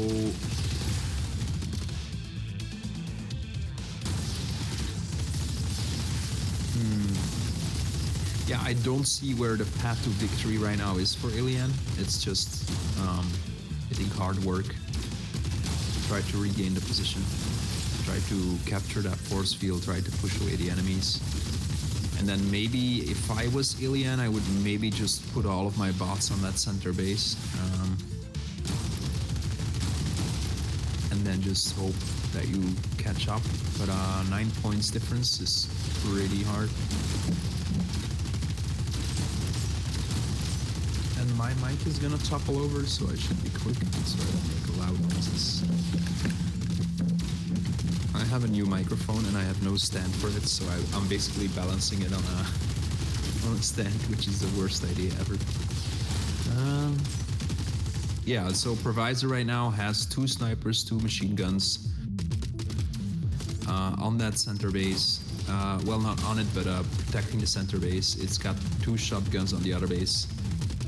This is very oppressive.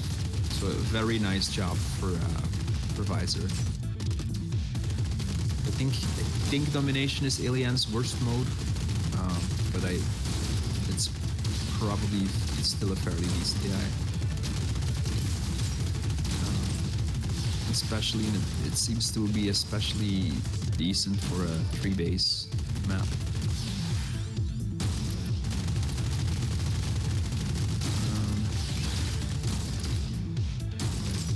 Up next is G-Tress versus Nene. I think Nene's above G-Tress in the rankings. I'm gonna keep the rankings next to me so I can actually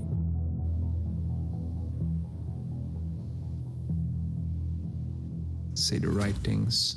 It seems like Alien and Provisor were tied before today. So there's an advantage for Provisor right now.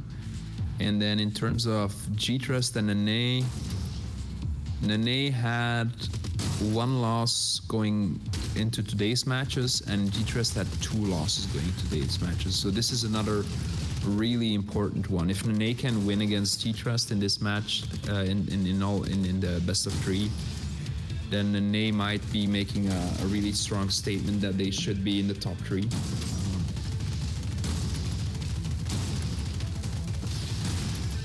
G-Trust is in theory a really good player, but their AIs have not been updated in a long while. So the advantage tends to be in favor of the player that is slightly lower ranked than G-Trust. In this case, we can see there's a 70-point difference, which is a lot. I would give a slight edge to G-Trust going into this. If we analyze the board right now, so it seems like Nene is controlling more resources than G-Trust is, but G-Trust is scoring a lot quicker.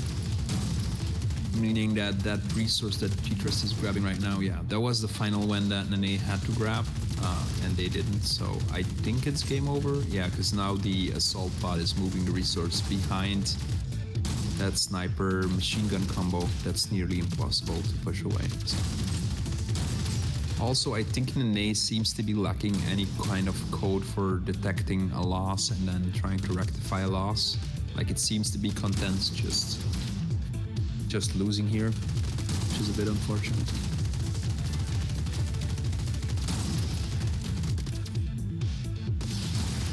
So yeah, that's a really important loss for Nene here, because Nene was pushing for that top 3 spot and lost their first game in one of their stronger modes to G-Trust. So it's gonna be really interesting to see this elimination match.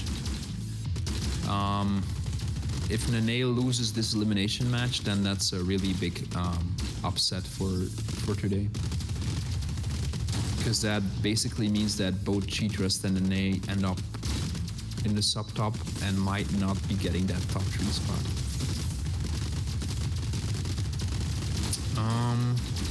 The G-Trust seems to be pushing Nene at the top there.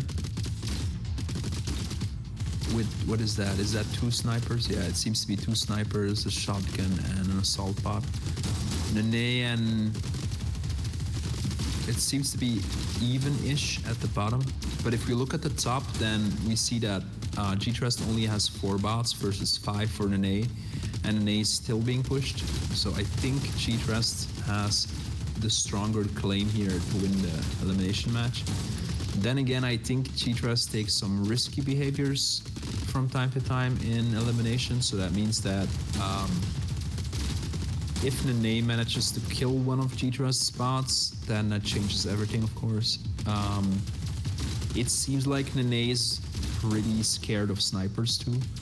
And G-Trust has some very pushy snipers, so that might be a bad matchup for Nene here. In terms of ranking, they're both about equal.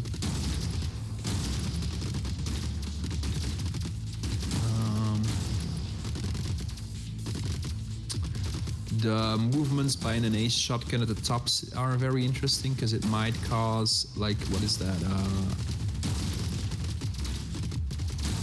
Like a 90-degree, maybe even 100-degree pincer. But G-Trust's shotgun, which is, he has some of the better shotguns traditionally, is nicely pushing into 2 other bots, but seems to be pushed back now. And do we get that pincer from Nene? I think it's very important right now.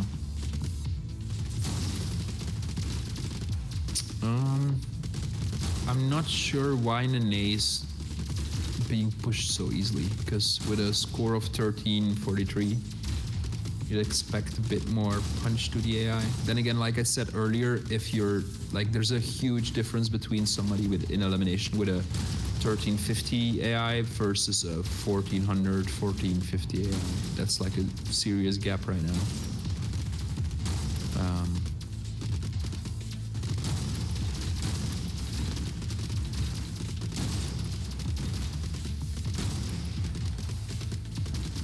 We might be seeing our first kill at the bottom there. Gonna be a close one, but yeah, it should be a kill. I think the shotgun is maybe going to die. It barely survives. The assault bot is holding on for dear life. We might see a kill at the top right now, and since there's snipers involved, it might happen this time. There's still 1 minute 40 seconds left on the clock here on my end, so that means that it should be a victory for G-Trust at this point, because those 2 bots at the top are going to go, which brings G-Trust on a 2-0 advantage. And then the position for Nene should just collapse because there's a pincer coming in.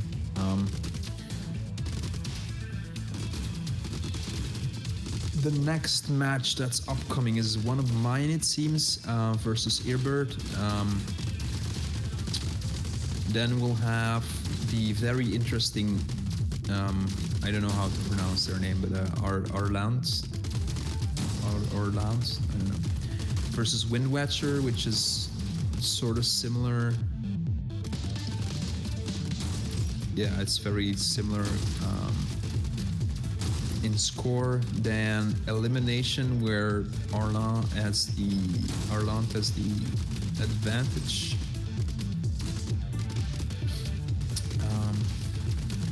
Yeah, those are 2 really interesting matches there. I think both players have Arland and Windwatcher have sort of dropped to the more of the bottom of the bracket right now.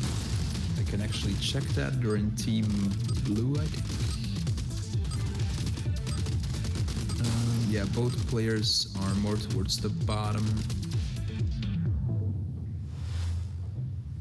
Even though they're both pretty decent players. Okay, so G-Trust wins this one as expected. After killing a few bots. And then me versus Erbert. So Erbert is a player, I wonder how many hours he's played the game, but it's probably like 5,000 or something. It's an insane number of games, an insane number of experience. but Herbert seems to progress rather slowly through the rankings. So I should have I usually have an edge on his AIs, but it's always a tough battle because there's so much experience in these bots. It's one of those circular maps with a lot of bases, which is it heavily favors my AI, basically. My AI tends to do really well on maps like this. So I should be the favorite going into this. I have a 4-point score lead. I have some bots on bases right now. My shotguns are pressuring some of the other bases. I'm holding 4 of the 5 bases, so I have a really heavy advantage right now. But there goes Herbert with the second base score, and Herbert also is only 10 points behind, which isn't that much. Goes in for another base, and it's one of my more important bases with a bot on it. So I do manage to get to a 15 points score lead. I think partly because I have so many bots on bases.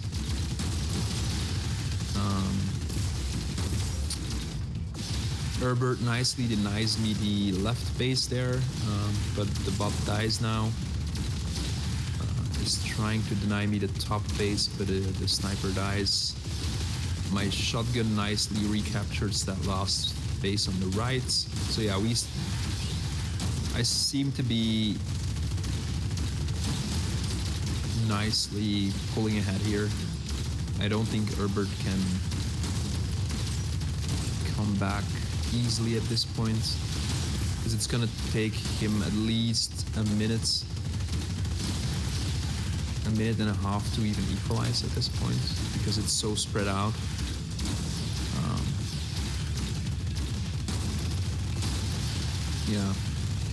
If you have so many bases and they're spread out, you really have to have an AI that just spreads out and like wildfire, and just it's really hard to stop that. There has to be some sort of calculation, I think, where the less bases there are, the more clustered you want your AI to be, and then the more bases, the more spread out you want it to be. But it also depends a lot on the spawn points, which are so hard to take into account, since we have no spawn point entity. Like, you can't check how close am I to a spawn point, and is there a bot spawning right now. So spawn points are these chaotic spots on the map where everything can happen in domination, which really affects the meta. Yeah, Herbert seems to be fighting back nicely right now, but it's such a big score difference that it doesn't even matter.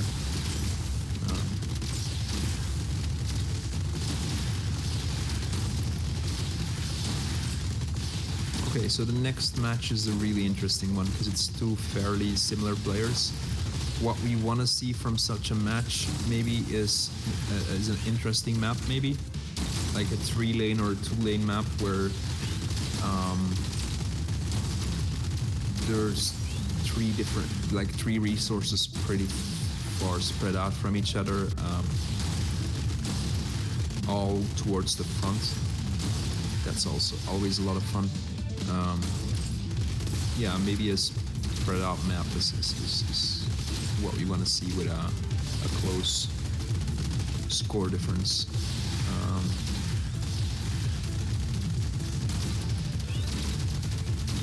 Might also be fun to see a map that's special, like opposite bases or something like that, because then it really shows the skill difference between the two players and how they handle certain maps.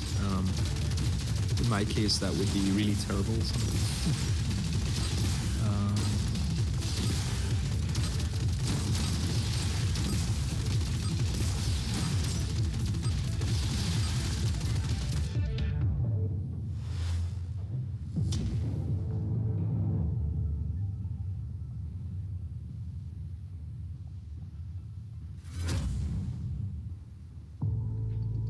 And then I think I might be taking a break after this match of like, I don't know, 5 minutes. Lots of resources, a lot of bases. This is a fun map to watch. Both players were going for the center resource, but Windwatcher sort of gave up on it, which is interesting. It's gonna make it really hard to win this map because it means that the resource next to the assault there, the blue assault bot, is gonna have to go to Windwatcher. Now, one really interesting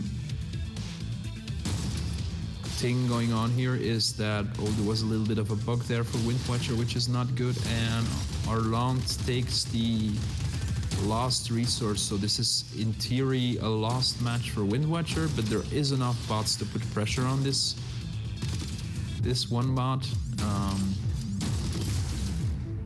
But there's two bots that swap the resource back and forth, which is really hard to stop, except by killing them, which they do, but it's just too late, and Arland takes the match. That was really close. I think the big mistake was, there were two big mistakes there. Windwatcher giving up on the center resource when they were near to it, and then Windwatcher having a weird bug where the bot didn't retreat, but it kept dropping the resource and picking it up again. All right, and I'm going to take a break now. If I have to make predictions, I think Arland will win this one because 1300 versus 1100 is a big difference in elimination. And then Flipsy and Kuzelnik in domination should be a rout in favor of Kuzelnik because Kuzelnik is a really high-level player and Flipsy is a really low-level player. But who knows, because this tournament we've had a lot of players that are low-level going into it but have been improving during the tournament. Cool, be back in 5.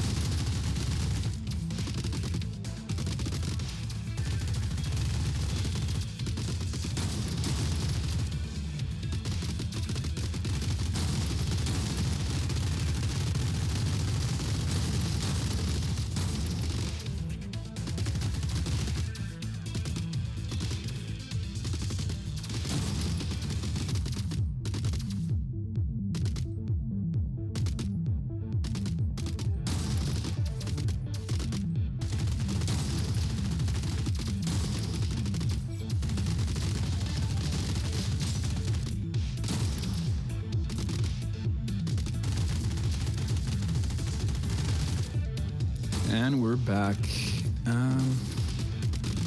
Yeah, as expected.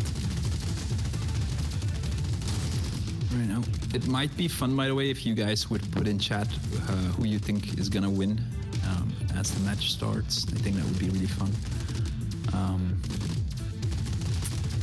We've got the really interesting Mirror, whatever, versus Gaming AG coming up next, which will be a very exciting match because I played myself against Mirror and I almost lost all 3 of my games, but I managed to pull off a win. So Mirror is really strong against me, at least. Game AG, of course, pretty strong player. So that will be fun.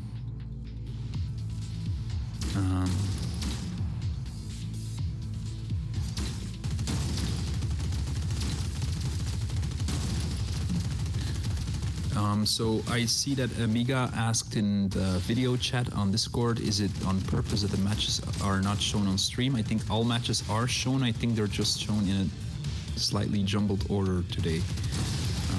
Not sure why that is, but I think we will be seeing all of the matches. It's just that we will not see them in the correct order, which is a bit sad, but it's okay, I guess. Flipsy, low-level domination player, what we've seen a lot, not really going for the bases enough. Very jumbled approach. This should be a really easy win for Kuzulnik, who is 1300 plus, which is a really solid score in domination right now.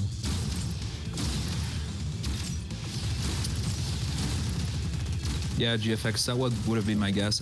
In game, there's also more and more jumbliness going on with the matches as the tournament goes. I'm not sure why that is. These big tournaments with a lot of matches seems to cause a lot of problems for all of the database queries that you're running. Poor developer has to do everything. Kuzulnik seems to be pretty well adjusted for the new meta, has a lot of bots on bases there. Really nice to see. Flipsy seems to have the retreat of an AI that wants to be more pushy, but then doesn't have the attack of such an AI, so it ends up with a bit of a jumbled mess. But with a 1094 score, I assume that Flipsy mostly just doesn't put a lot of time in domination, or hasn't put a lot of time in domination yet. So Kuzulnik with a score of 1300 probably has put a lot of time in domination, so it's not the fairest of matchups either.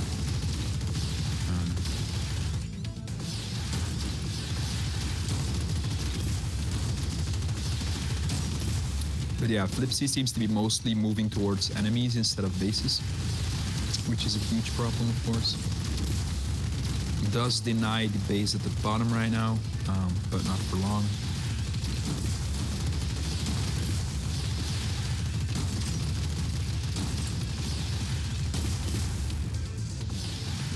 Great Belgian paint scheme on Flipsy. Yep. I don't know if Peggy knows this, but I'm a Belgian, of course, so I love to see some Belgian paint schemes on bots. I'm actually not sure if Flipsy is a Belgian. I seem to recall that Flipsy is a Belgian, actually. But anyway. Maybe one day we should figure out if we can do like a country cup. Though I think if we do a country cup, then it's just gonna be Germany versus Japan. I think in the history of Gladiabots, the #1 spot has almost always been either a German player or a Japanese player, strangely enough. It was a Dutch player for living in the US for a while called Mumsimus, who has sadly left the community. We don't know why. But apart from that, I'm trying to think of all of the number one players. I think almost all of them were either German or Japanese. So it seems like Gladiabots is a game that rewards the hardworking Japanese players or the very thorough German players, like G-Trust, like Herspecht, like who else was there?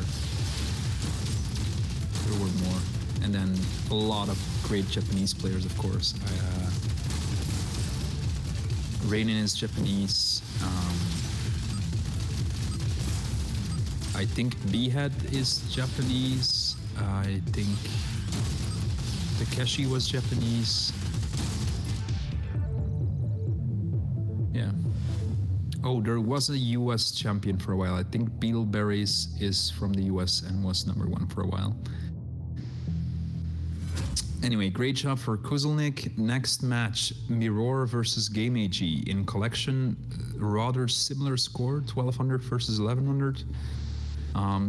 Lots of resources. Both players seem to go for a really spread out strategy. It's gonna be a wild match. The bases are in very interesting places. There's a lot of resources clustered on the bottom, but both of the shotguns are there to try and score them.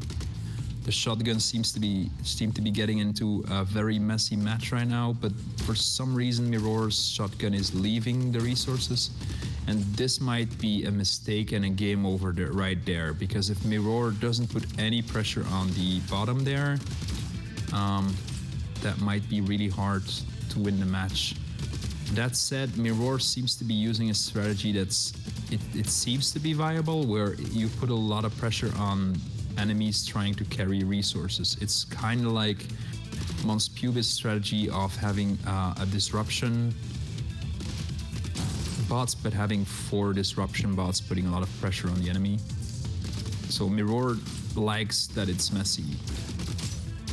Mirror seems to be winning in matches where it gets messy and seems to force a messy match, which is really interesting. Now, Game AG does manage to get a shotgun behind enemy lines there and immediately responds from Mirror going after it. Mirror seems to be going for a score in the wrong basis, which is a big mistake that is probably gonna cost them.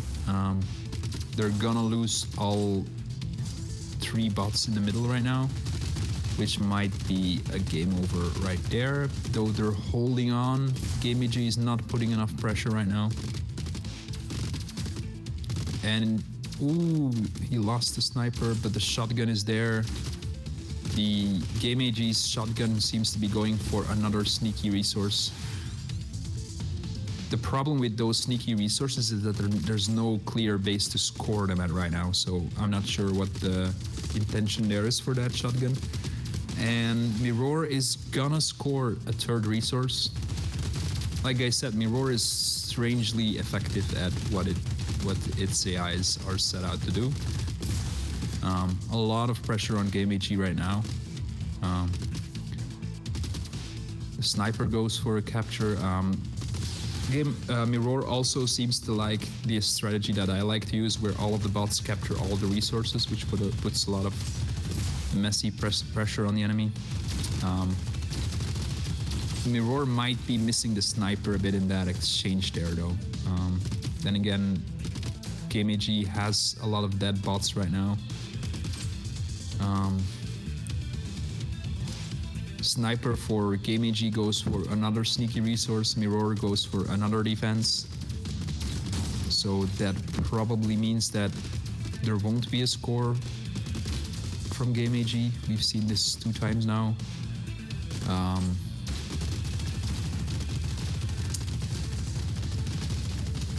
Yeah, this seems to be Mirror's match, like all the way right now.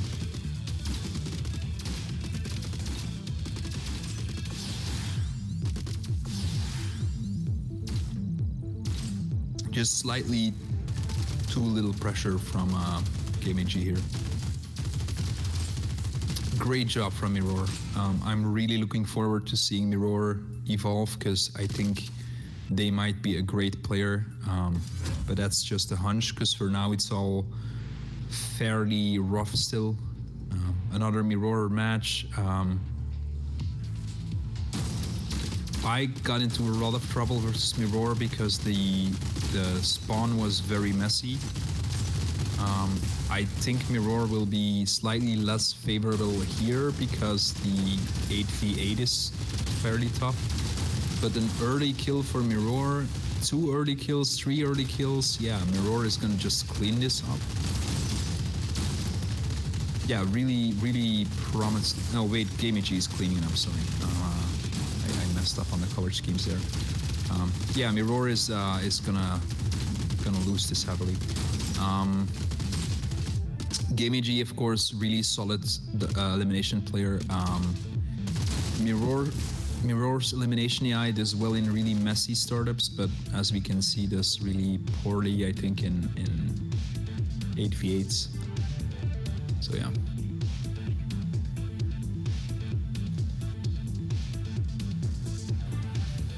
I think this is also Mirror's worst mode.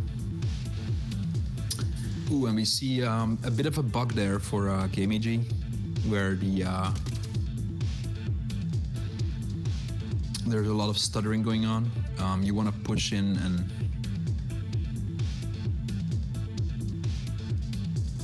little dance to finish. Okay.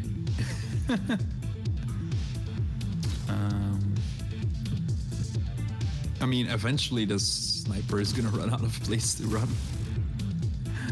And there we go. Man.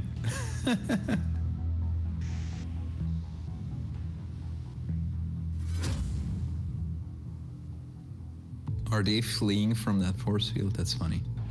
The victory dances of the world. The only 8Z versus Willow Ridge. Both are decent players. The only 8Z has been having a bit of trouble winning matches, so I would give a slight edge here to Willow Ridge. I think this is a really interesting domination map with an even split, and all of the spawn spots seem to be at the same sides, so really interesting here. It seems like Willow Ridge has a lot of problems with shotguns, making a lot of mistakes there trying to defend first shotgun. So that's a slight edge for the only 8Z.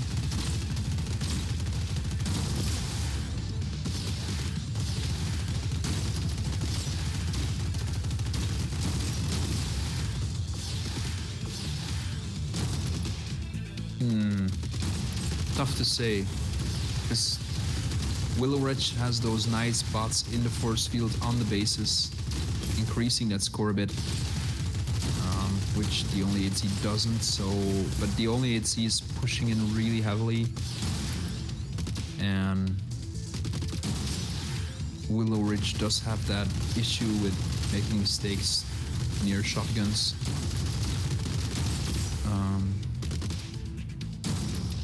It's handling them fine now, this time, so. The only 8Z did manage to put bots on bases there, recapturing a base. So should be getting a 2.3 point score lead here. So is Willow Ridge gonna have enough power to push into the other bases? I don't think they will. So there's a slight edge right now towards the only 8Z. I think what Willow Ridge is missing right now is to put more bots on bases, like they did earlier. So maybe we'll see some more of that, but it doesn't seem like it. So yeah, at some point they'll have to do something more than they're doing. Which might be coming now, but The problem here is that Willow Ridge is pushing in straight into the spawn spots of the only 8Z, which is a bit of an issue. And they don't seem, neither player seems to be getting anywhere at the top there.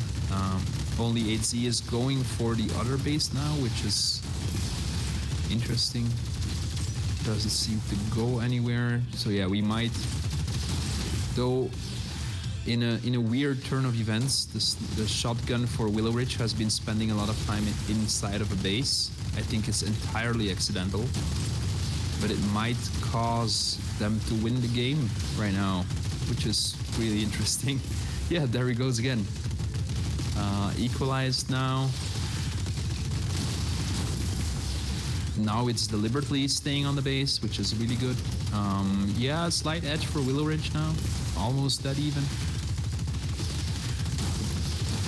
The sniper seems to want to go on top of a base on the right there for Willow Ridge.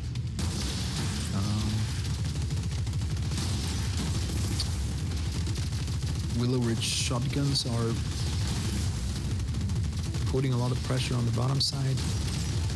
It should be Willow Ridge's game, but I suspect that it might still happen that the only 8Z manages to put one of the shotguns on that bottom base like you saw earlier, which would radically change the game. But no, 3-point difference, I don't see the only 8Z recovering from this. So yeah, it seems to be all Willow Ridge with a really nice close game here for us to watch.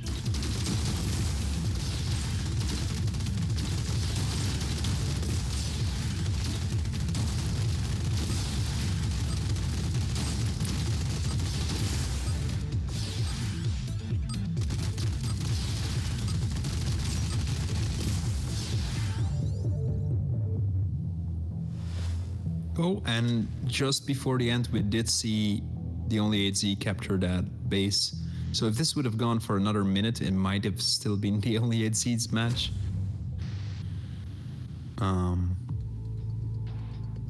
Yeah, this was a really nice match right there. Emerald Sketch versus Mongotron. I'm going to say that Emerald Sketch might have a small advantage here, because I think Emerald Sketch is slightly underrated, and Mongotron has some really inconsistent performances. That said, Mongotron is pulling off a perfect middle resource score here, better than I could do. There's not a lot of resources, it seems, on the map. It's a bit zoomed in right now, so I can't tell, but I think there's not a lot of them. Nice job to go for the back resources now. For the shotgun, this is going to be really hard for Emerald Sketch to not lose. Indecisiveness from Emerald Sketch. They're trying a bit too hard to kill that machine gun. I think Emerald Sketch is using some sort of focus fire leader bot type mechanism there, which is not my favorite way of doing things. You end up with a little bit too much jittery behavior when shooting. A shot clock would work a lot better in this case. Mongotron is gonna score that one resource. Nice job by the shotgun, not dropping the resource there. Did lose the, what is it, a machine gun at the top there. So a lot of pressure on Mongotron right now. And the match might still tilt here, because there's still 3.5 minutes on the clock.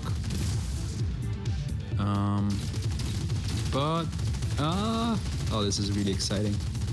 Because I think if Emerald Sketch can grab that resource and score, it might still be anyone's game. But I'm not sure if that's possible, because they're right next to the spawn points for red, which is almost impossible to push into. The sniper does make a valiant effort to get even closer. Mongotron could have won this match ages ago by just scoring it, and there we go. Yeah, just really nice delivery after scoring the middle resource by Mongotron. Really impressive performance. Another player that maybe a bit underrated in collection, looking at that match. But I've seen Mongotron make a few really odd mistakes, so maybe just get rid of some of the bugs in.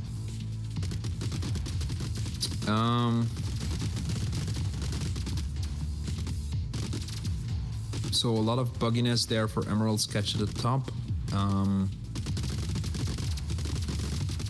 Mongotron is not putting enough pressure on those bottom bots, so will take a while to kill those. A lot more pressure on the top.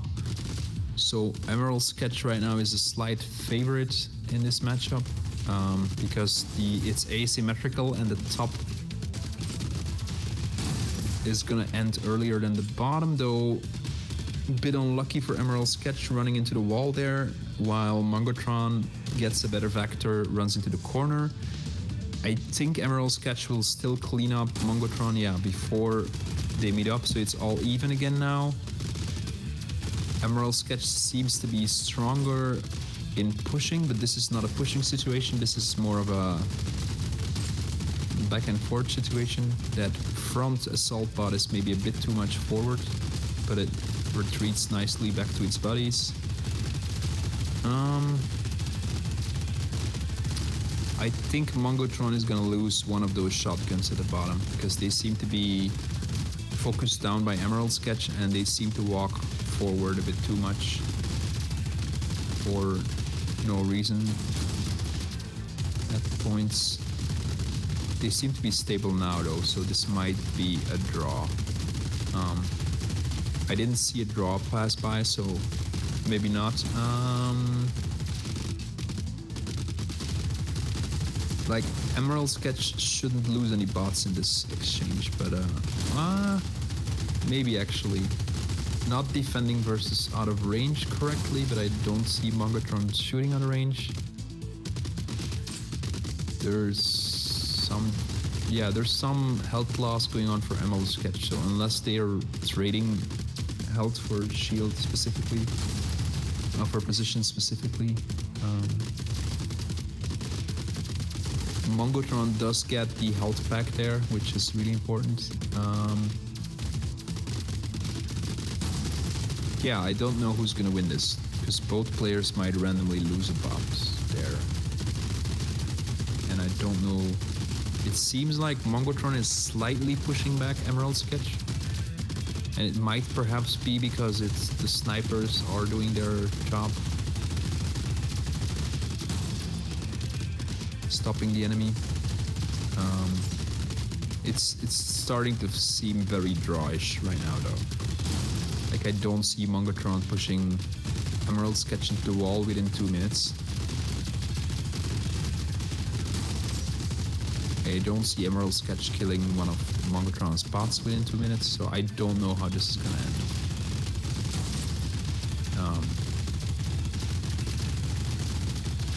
If I would have to guess, I would say that this is a draw.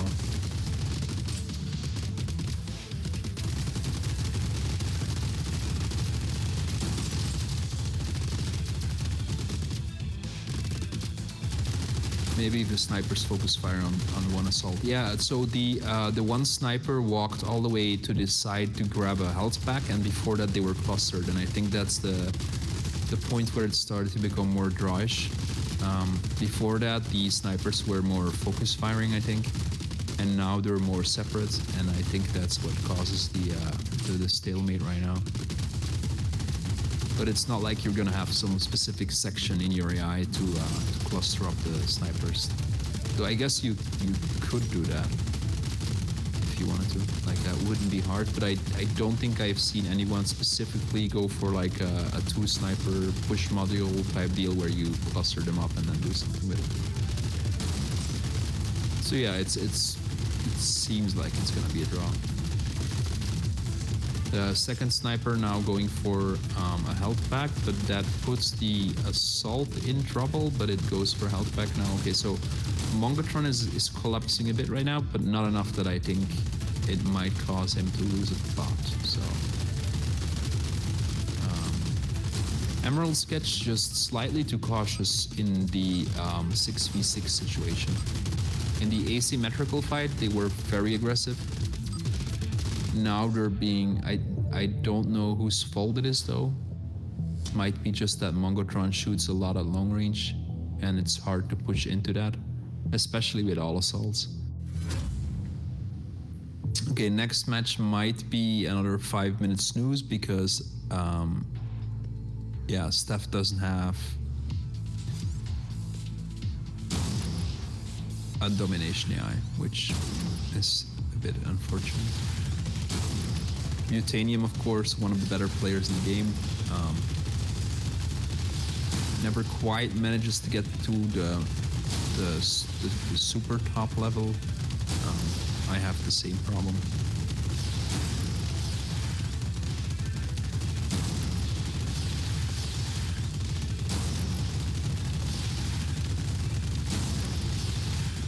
Out of range attacks, mental battle.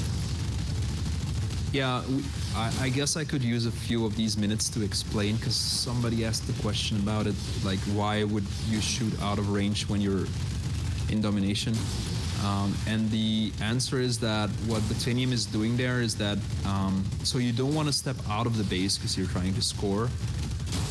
So you want to just stand in the base, but if you're gonna stand still anyway, you might as well shoot out of range. Now the question is shooting out of range always better than idling? And the answer is yes, because your worst case scenario is that the enemy steps into range at the exact second that you've shot, so your shot misses and then the next tick they step into range.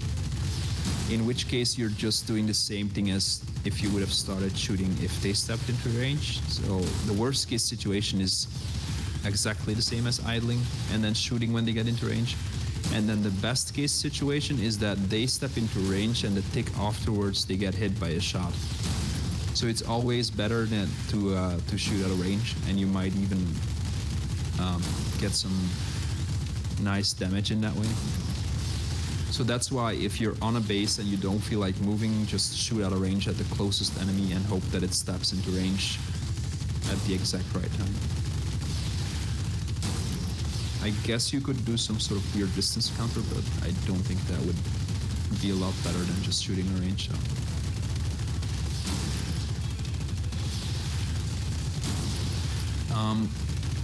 Funny, but Butanium's shotguns don't shoot out of range, while every other bot does, so that's kind of interesting. One thing that I'm playing around with my new domination AI though is if you looked at Butanium's bots are all standing on the edge of the base, and I have some code that says when I first enter a base, I want to walk 8 steps forward before shooting, so I stand a little bit more to the center.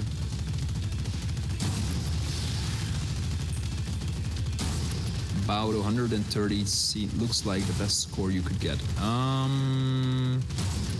Yeah, I think 130 is about the best score you could get. Yeah. Maybe if Botanium in this situation puts his shotguns to capture those other 3 bases before going and standing on a base. If you do that early enough, you should be getting a little bit extra.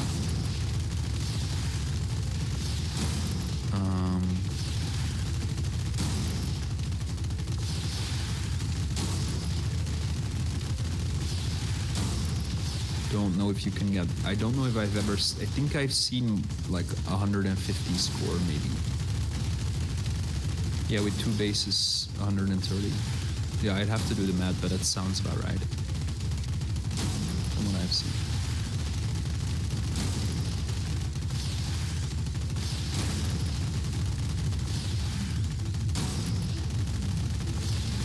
What's the next match? Nordum versus Kesef. Might be interesting. I think Nordum has pulled off a few really interesting games so far, so maybe.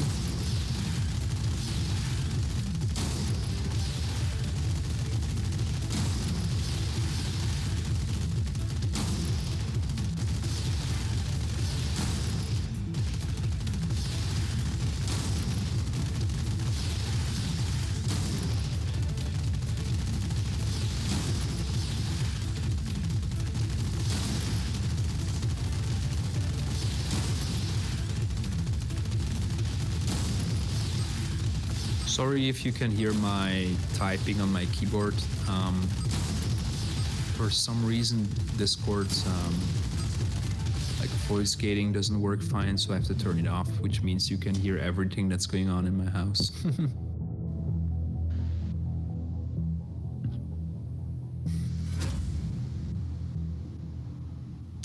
Okay, Nordum Cassif in collection, if I saw it right. Yeah.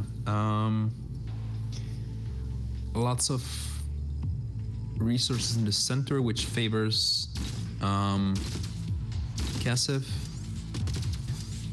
Though nice job pushing Cassif off the center resource. Nordum goes for a second center resource, which might be a problem because now Cassif has the option of pushing in, loses their shotgun, which is probably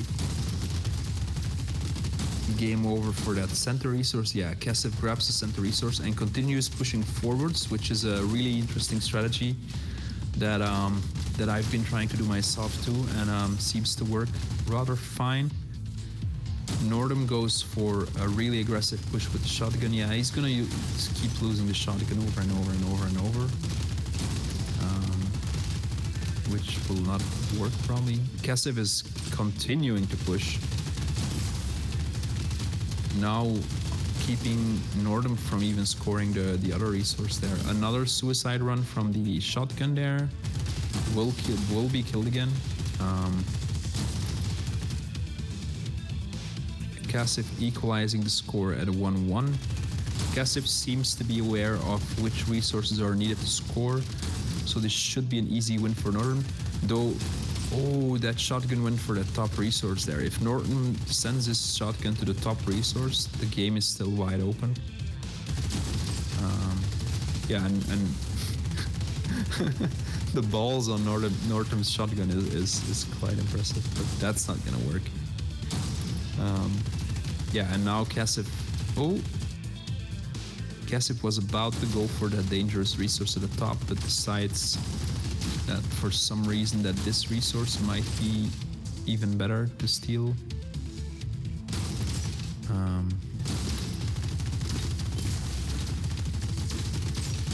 Yeah, I'm not sure what Cassif's strategy here is. Maybe if I'm ahead, just put a lot of pressure.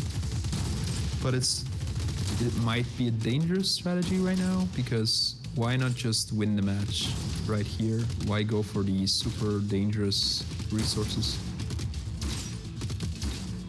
Because this is what I've been afraid of for a while, is Nordum going for... Nordum keeps having a good idea and then turning it into a bad idea. Which, yeah, I don't know, it's funny. Sounds a bit like my eyes. Yes, do the right thing, no. Sounds like my life. Yeah, I see.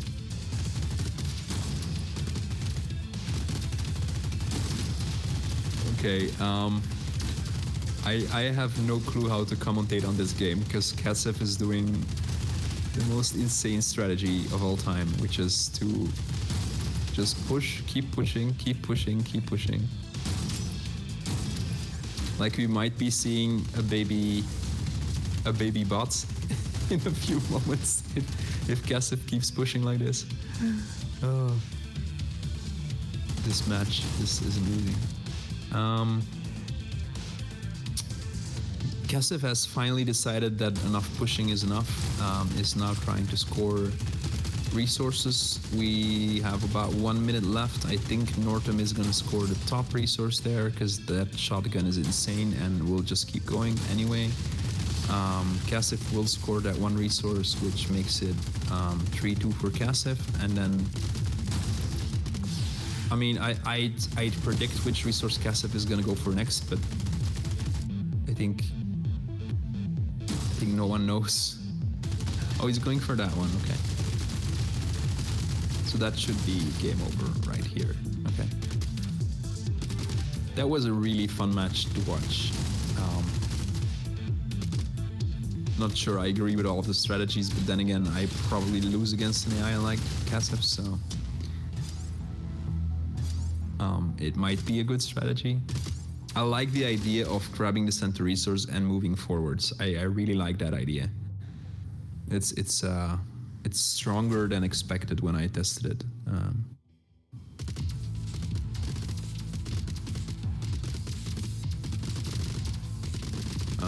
Elimination. Both players have fairly decent scores, but Kasif has that elusive 1400 plus score, so we might be seeing Kasif going for a fairly aggressive, fairly solid strategy here.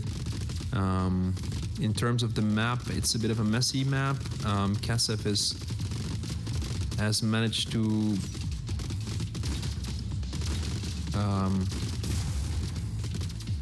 get the better matchup asymmetrically. Yeah, is killing the bots at the top there, which will cause a pincer for the bots at the bottom.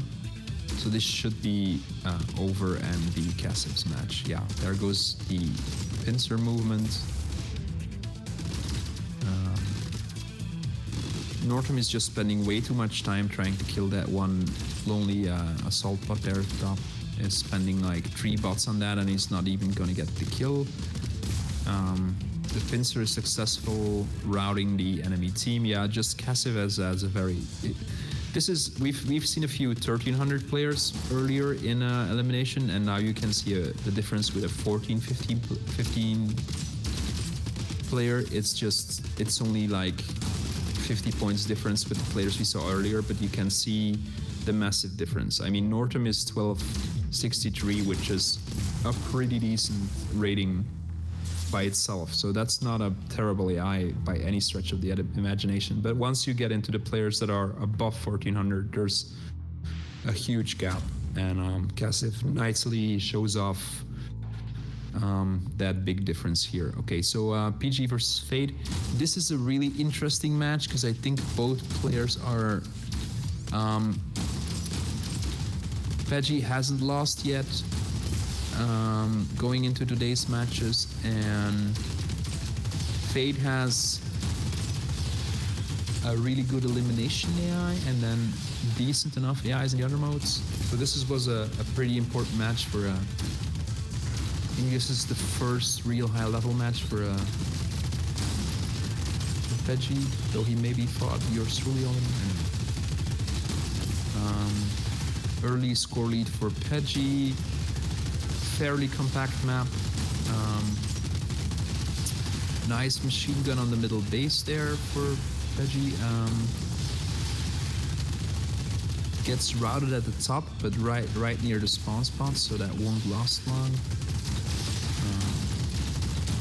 I mean, it's all Peggy right now, right? 1400 in domination is a really high score, so I'm expecting Peggy to be fairly dominant. Like in domination, the difference between 1400 and about 1250 is really large. Like a 1350 player and a 1250 player is not that big of a difference, but then suddenly again above 1400, I guess, like in elimination, this seems to be a big difference. Peggy is keeping his bots nice and compact on the bases, so building up a nice score lead. Sneaky shotgun goes for another base, but fails because it's too close to the spawn points. Everyone is going for that base now. Might not be the best idea right now. Fate is going to grab 3 bases, but I don't know how important that is right now. It depends on the next move that Fate is gonna do. If Fate moves into that middle base right now and tries to hold on to it, it might be fairly hard for Peggy to win.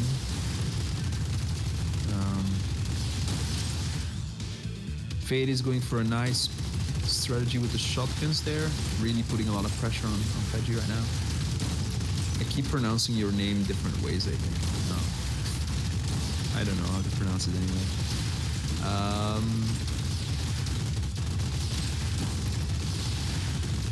Yeah, I think this might be a comeback for Fade, but Veggies has been so efficient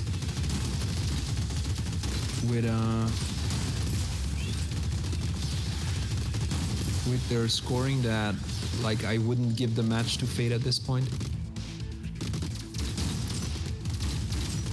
I don't think it's a comeback. I think it's just a bit of a back and forth. Like you get these oscillating score waves a lot. Though Fade is going for the next push already, so this might be a bit of a spot of trouble for Peggy.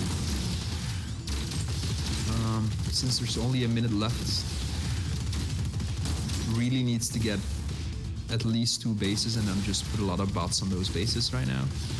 I think Fade is accidentally ending up with a lot of bots on the bases right now, which is good fortune. Pulls ahead in score lead, denies another base for Peggy. So yeah, this seems like it will be a victory for Fade. Not sure where that went wrong for Peggy, because Peggy was really dominant and then sort of just lost the plot somewhere.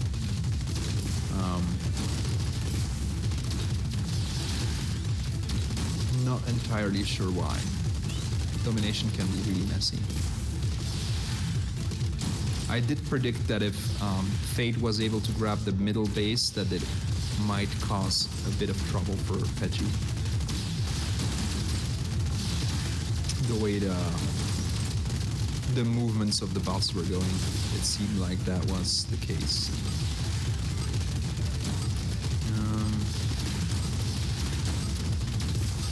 Yeah, you can't get back from that score at this point. Very interesting match, very nice. It's impressive how much of a score lead Fade has by the end there. I think Fade has some sort of system where if I'm ahead in bases, I double down on my bases or something, which can really ramp up the score at the right moment. So here we have yours truly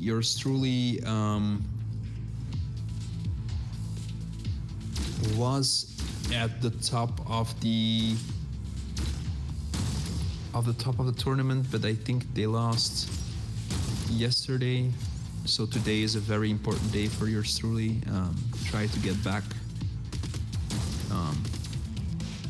to stay near the top, because 2 losses in a row would be a fairly heavy blow. Stamp ID, pretty solid player. Yours truly has the fastest collection AI that I've played against. I always keep losing because by the time I get my stuff together, yours truly has already won. That said, I think Stamp ID just stole one of the resources there. Let's see, we have 3 versus 2. Yeah, it's favoring Stamp ID, right? Because of the one resource. I think Stamp ID wins this if Stamp ID plays their cards right. Right? Not sure why Stamp ID is going for a denial of a resource instead of just scoring and winning. And I'm not sure why yours truly does seem to go for the defense there. The sniper is near though, and then yours truly gives up on the defense, which is weird. Yeah, and there we go. That should be game over right there. Though the shotgun is moving in really fast, so you never know, but it's gonna be just too late, I think. Yeah. Okay, that was a fairly exciting match. Another one there. So Stamp ID won 1 match against yours truly. That's really bad for yours truly, because that might mean they drop to the middle of the pack. Yours truly was going straight for the top 3 places early on. I think yours truly is the 2nd highest ranked player in blue team after myself too.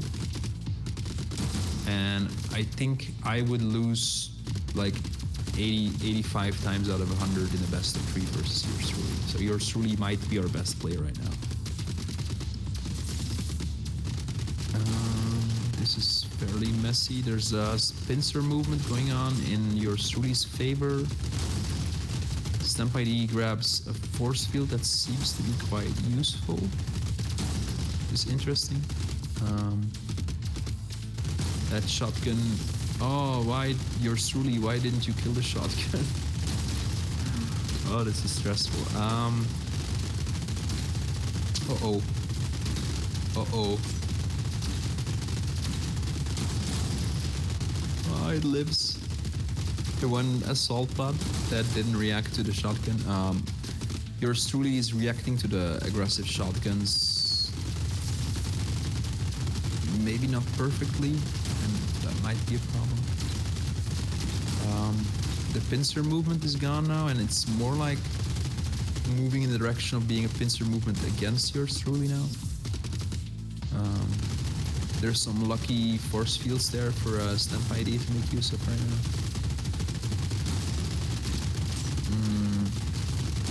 I don't know. Like, in theory, it's super hard to detect this, but in theory you should go for those spots on the right? Yeah, the pincer is starting to do its work. Yours truly is starting to lose bots.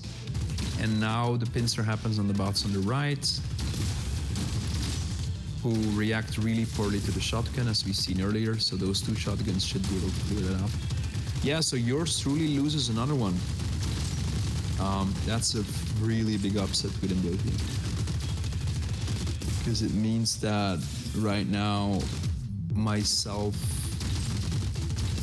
and Peggy and Botanium and even Stamp ID, I think. I think Stamp ID was tied with yours truly after yours truly's loss yesterday. So that... No, I think they're tied now after this. Yeah. And I think Kessev is around the same score too. So that means that, well, this is a really good thing for me and for Peggy, I guess. It means that we pull ahead even more. Though I think Botanium also only has lost 1 game so far. Yeah, so a lot of really big things happening in blue team. Yeah, I guess that's really good for us, right, Peggy?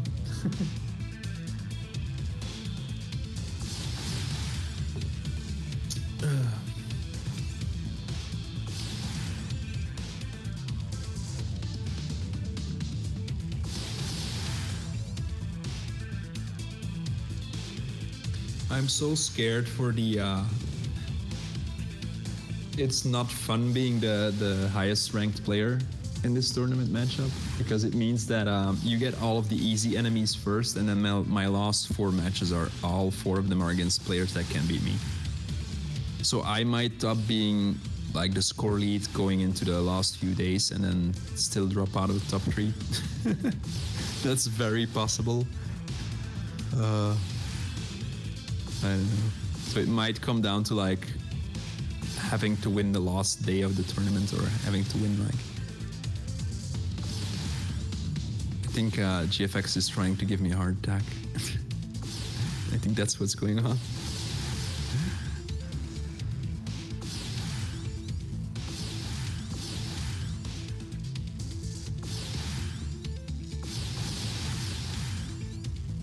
I'm going to take a small 3-minute break while we're waiting for this. Hey GameAG, you missed some of your matches. I commentated on 2 of them, I think. Nice matches, by the way. I'm gonna take a 2-minute break.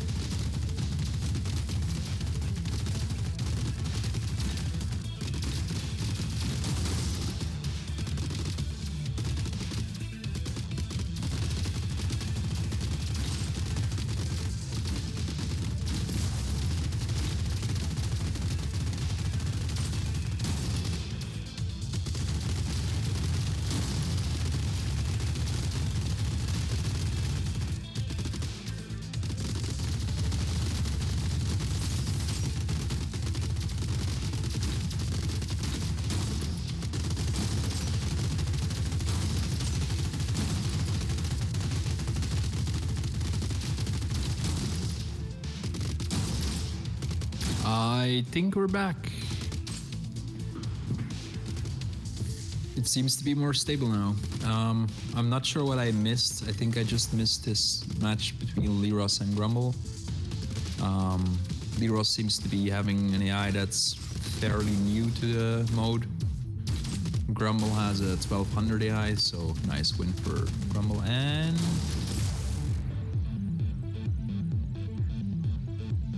5-0, nice.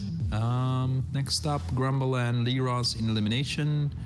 Fairly similar ranks, but 1290 should be a bit much for Liros to handle. We've got a matchup there that's fairly symmetrical, if I read this, yeah. And it seems to be fairly long range, fairly drawy, so we're looking at players to make mistakes right now. So far, Liros seems to have made a few mistakes resulting in health loss, so I think they're being pushed back a little bit also. So this should be an easy win for Grumble here, yeah. Oh, and then a massive mistake from Liros. I've seen this mistake a lot, where players seem to put their capture a health pack nodes as a super high priority, even in front of their retreat, which just means you end up with a suicide bot, and not a kamikaze bot, but did Pidgey fight against you? I don't know if Pidgey fought against me. I'll check right now, Butanium.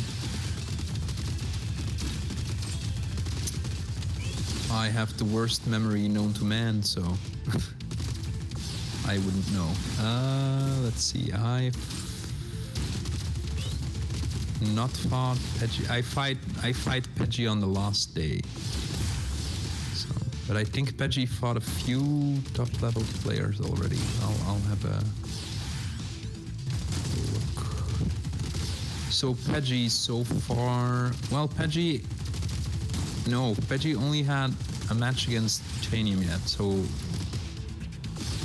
I guess tomorrow is really important, because then it's Pidgey versus yours truly. Yeah, GFX, it seems to be all fine right now. Yeah, I was mistaken. Pidgey didn't fight a lot of high level players yet. He still has to face yours truly. He still has to face me. Still has that annoying match versus Mirror.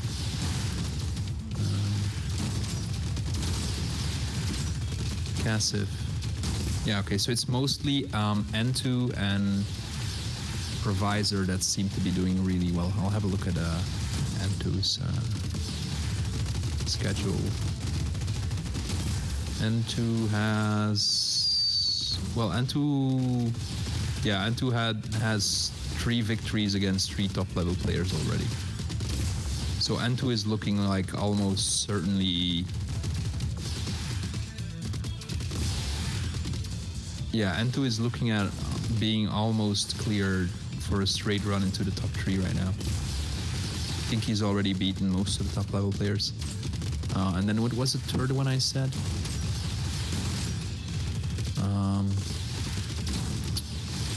Provisor. I think Provisor is also doing extremely well. Let's have a look.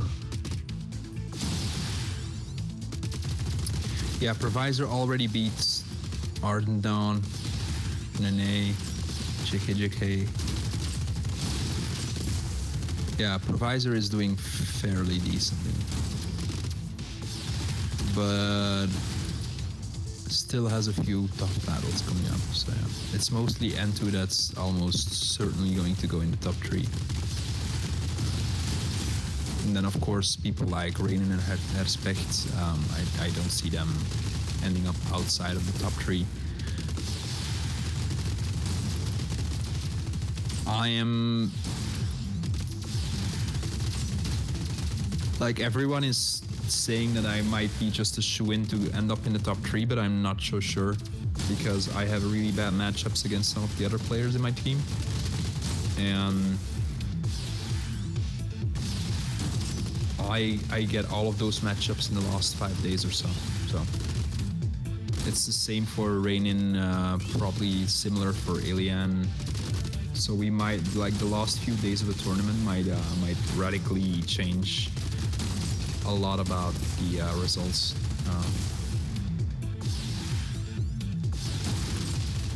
Though I from the 3 top level players in each team, myself, Herspect, and Reinin, the only one I'm sure about is Reinin.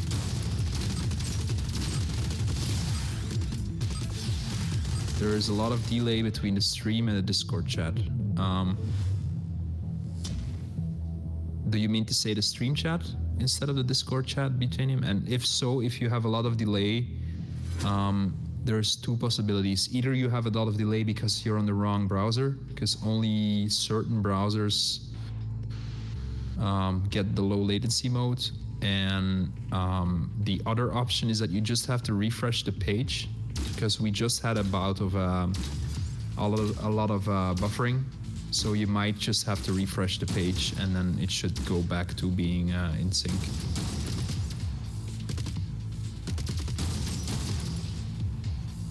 Whenever you have a delay on Twitch, just reload the page, and then if the problem persists, it's not on your end.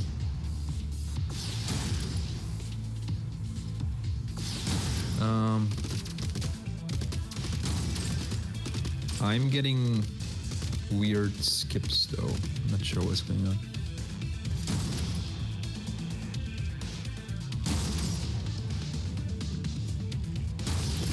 Peggy says I've only won 1 more round and Stamp ID and between him.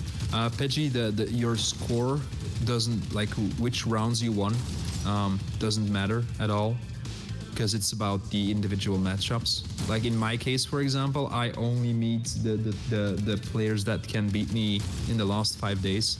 So my current score says nothing. I've just been stamping on players that are way lower ranked than me. Meanwhile, for example, N2 and Provisor have had a few high-level matches already.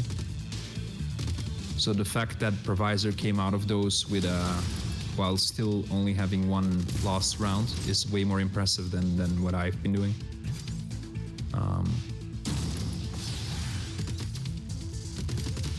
So it's really hard to predict the future right now, because the top level players have such an easy lead up to the last few fights.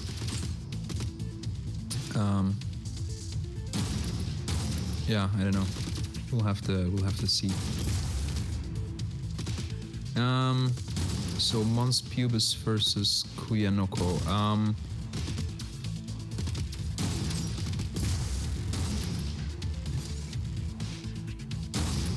So Koyonoko took the center resource, but there's a lot of riding on grabbing that. If Koyonoko can take that bottom resource, so what you're seeing right now from Koyonoko, and that's a really good strategy, it's really hard to do it deliberately, but is having like a line of bots and then carrying the resource behind your line. It's really hard to stop someone from scoring. Though Mons Pubis did correctly kill off the sniper there, so now the shotgun has to take a really long route to scoring, and it's gonna be within range of a sniper, though like the sniper... I'm getting weird skips, GFX, if you're listening. Like the stream seems to skip ahead, like without buffering, so I think it's on your end. It seems to skip ahead like 3 seconds at a time now and then. I'm really, I've never seen something like that, so I'm not quite sure what's going on. Yeah, there's another skip. Oh, you have...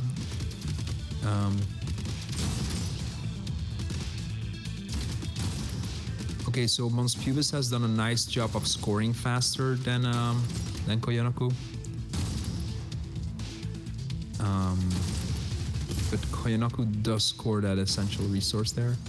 But now Mons Pubis has the freedom to move into the territory of Koyonoko.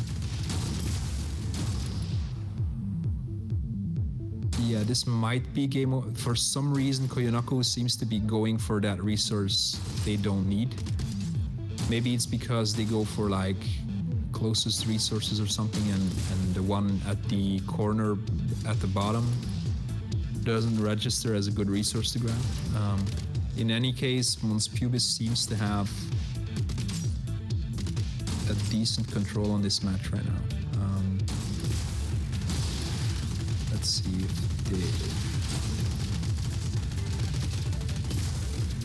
Mons Pubis scores the bottom one. He will have 5, and then yeah, Mons Pubis needs the bottom one plus 1 on the top, so it's gonna be a very close game. But Mons Pubis has the option here of just stopping Koyonoko from scoring, which means that yeah, and Koyonoko is just losing way too many bots right now, so it might be game over right here. Is the stream skipping forward randomly for anyone else, by the way? Or is it just me? I'm getting these like 3, 4, 5 second skips, it seems, like where the game suddenly skips ahead.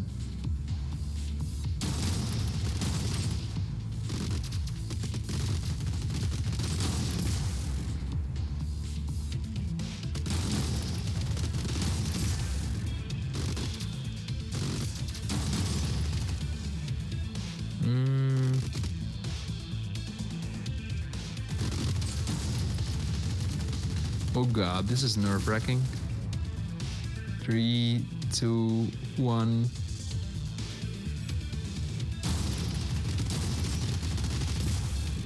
Yeah, nice job, Mons Pubis. I didn't pay attention much to your disruptor machine gun, so I don't know how good of a job it did. Though I guess the fact that you ended up denying those resources on the top is due to the disruptor. So anyway, nice job.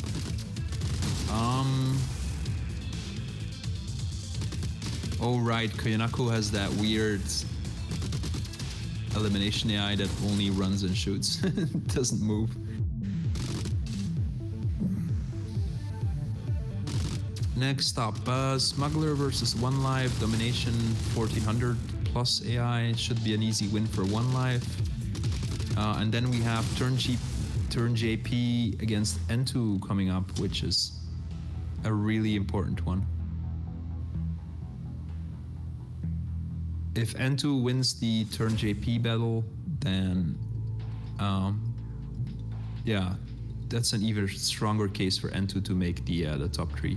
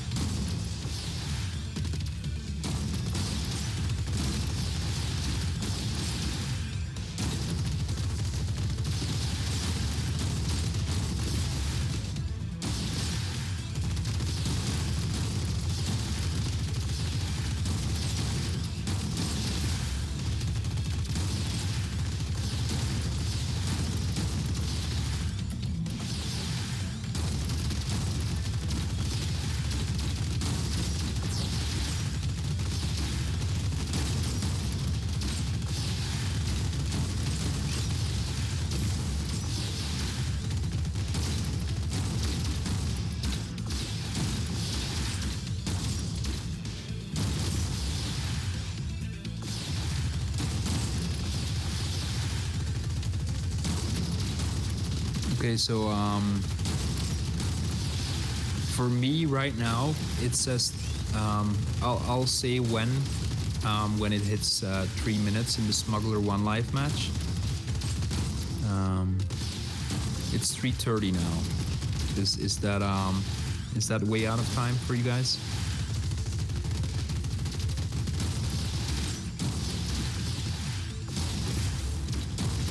I'll say one again on the 3-minute mark.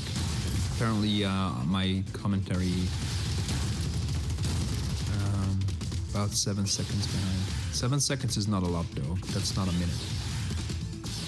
Okay, so it's 3 minutes right now for me. Yeah, 7 seconds is not a lot. So somebody mentioned that I was a minute behind, which seems weird.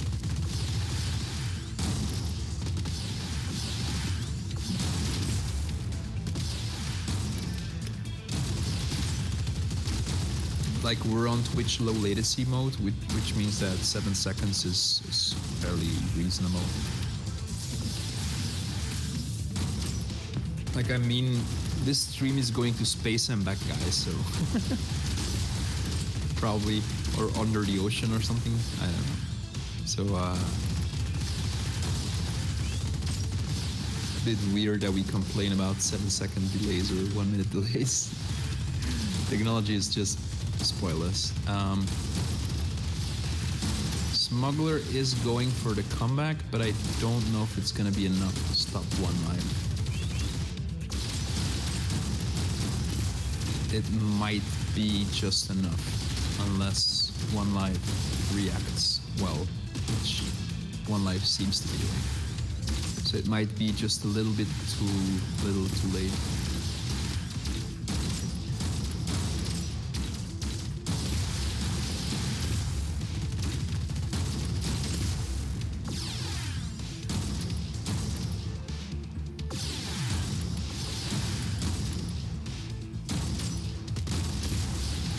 Jill, did you try to refresh the page? Yeah, I'm refreshing the page like every minute or so right now to try and get rid of any delays. So it's going as fast as it can on my end.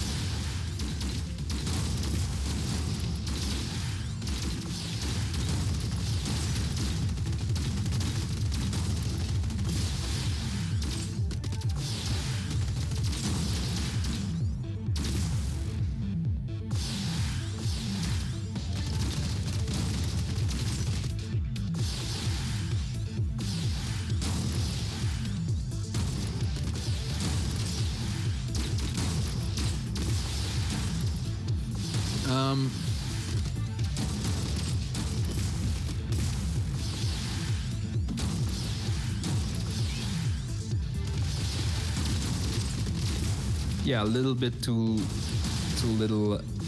late for Smuggler there. That was a nice comeback attempt, but it just didn't work out. So, by the way, sorry if my commentary is getting a bit scattered. I've been doing it for a while now, and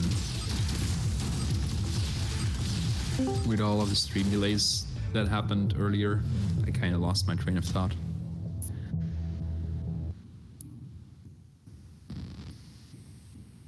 Hey Joe. Hey Joe. My God, why do I hear myself? I turned it off. I had I didn't have headphones on, so yeah.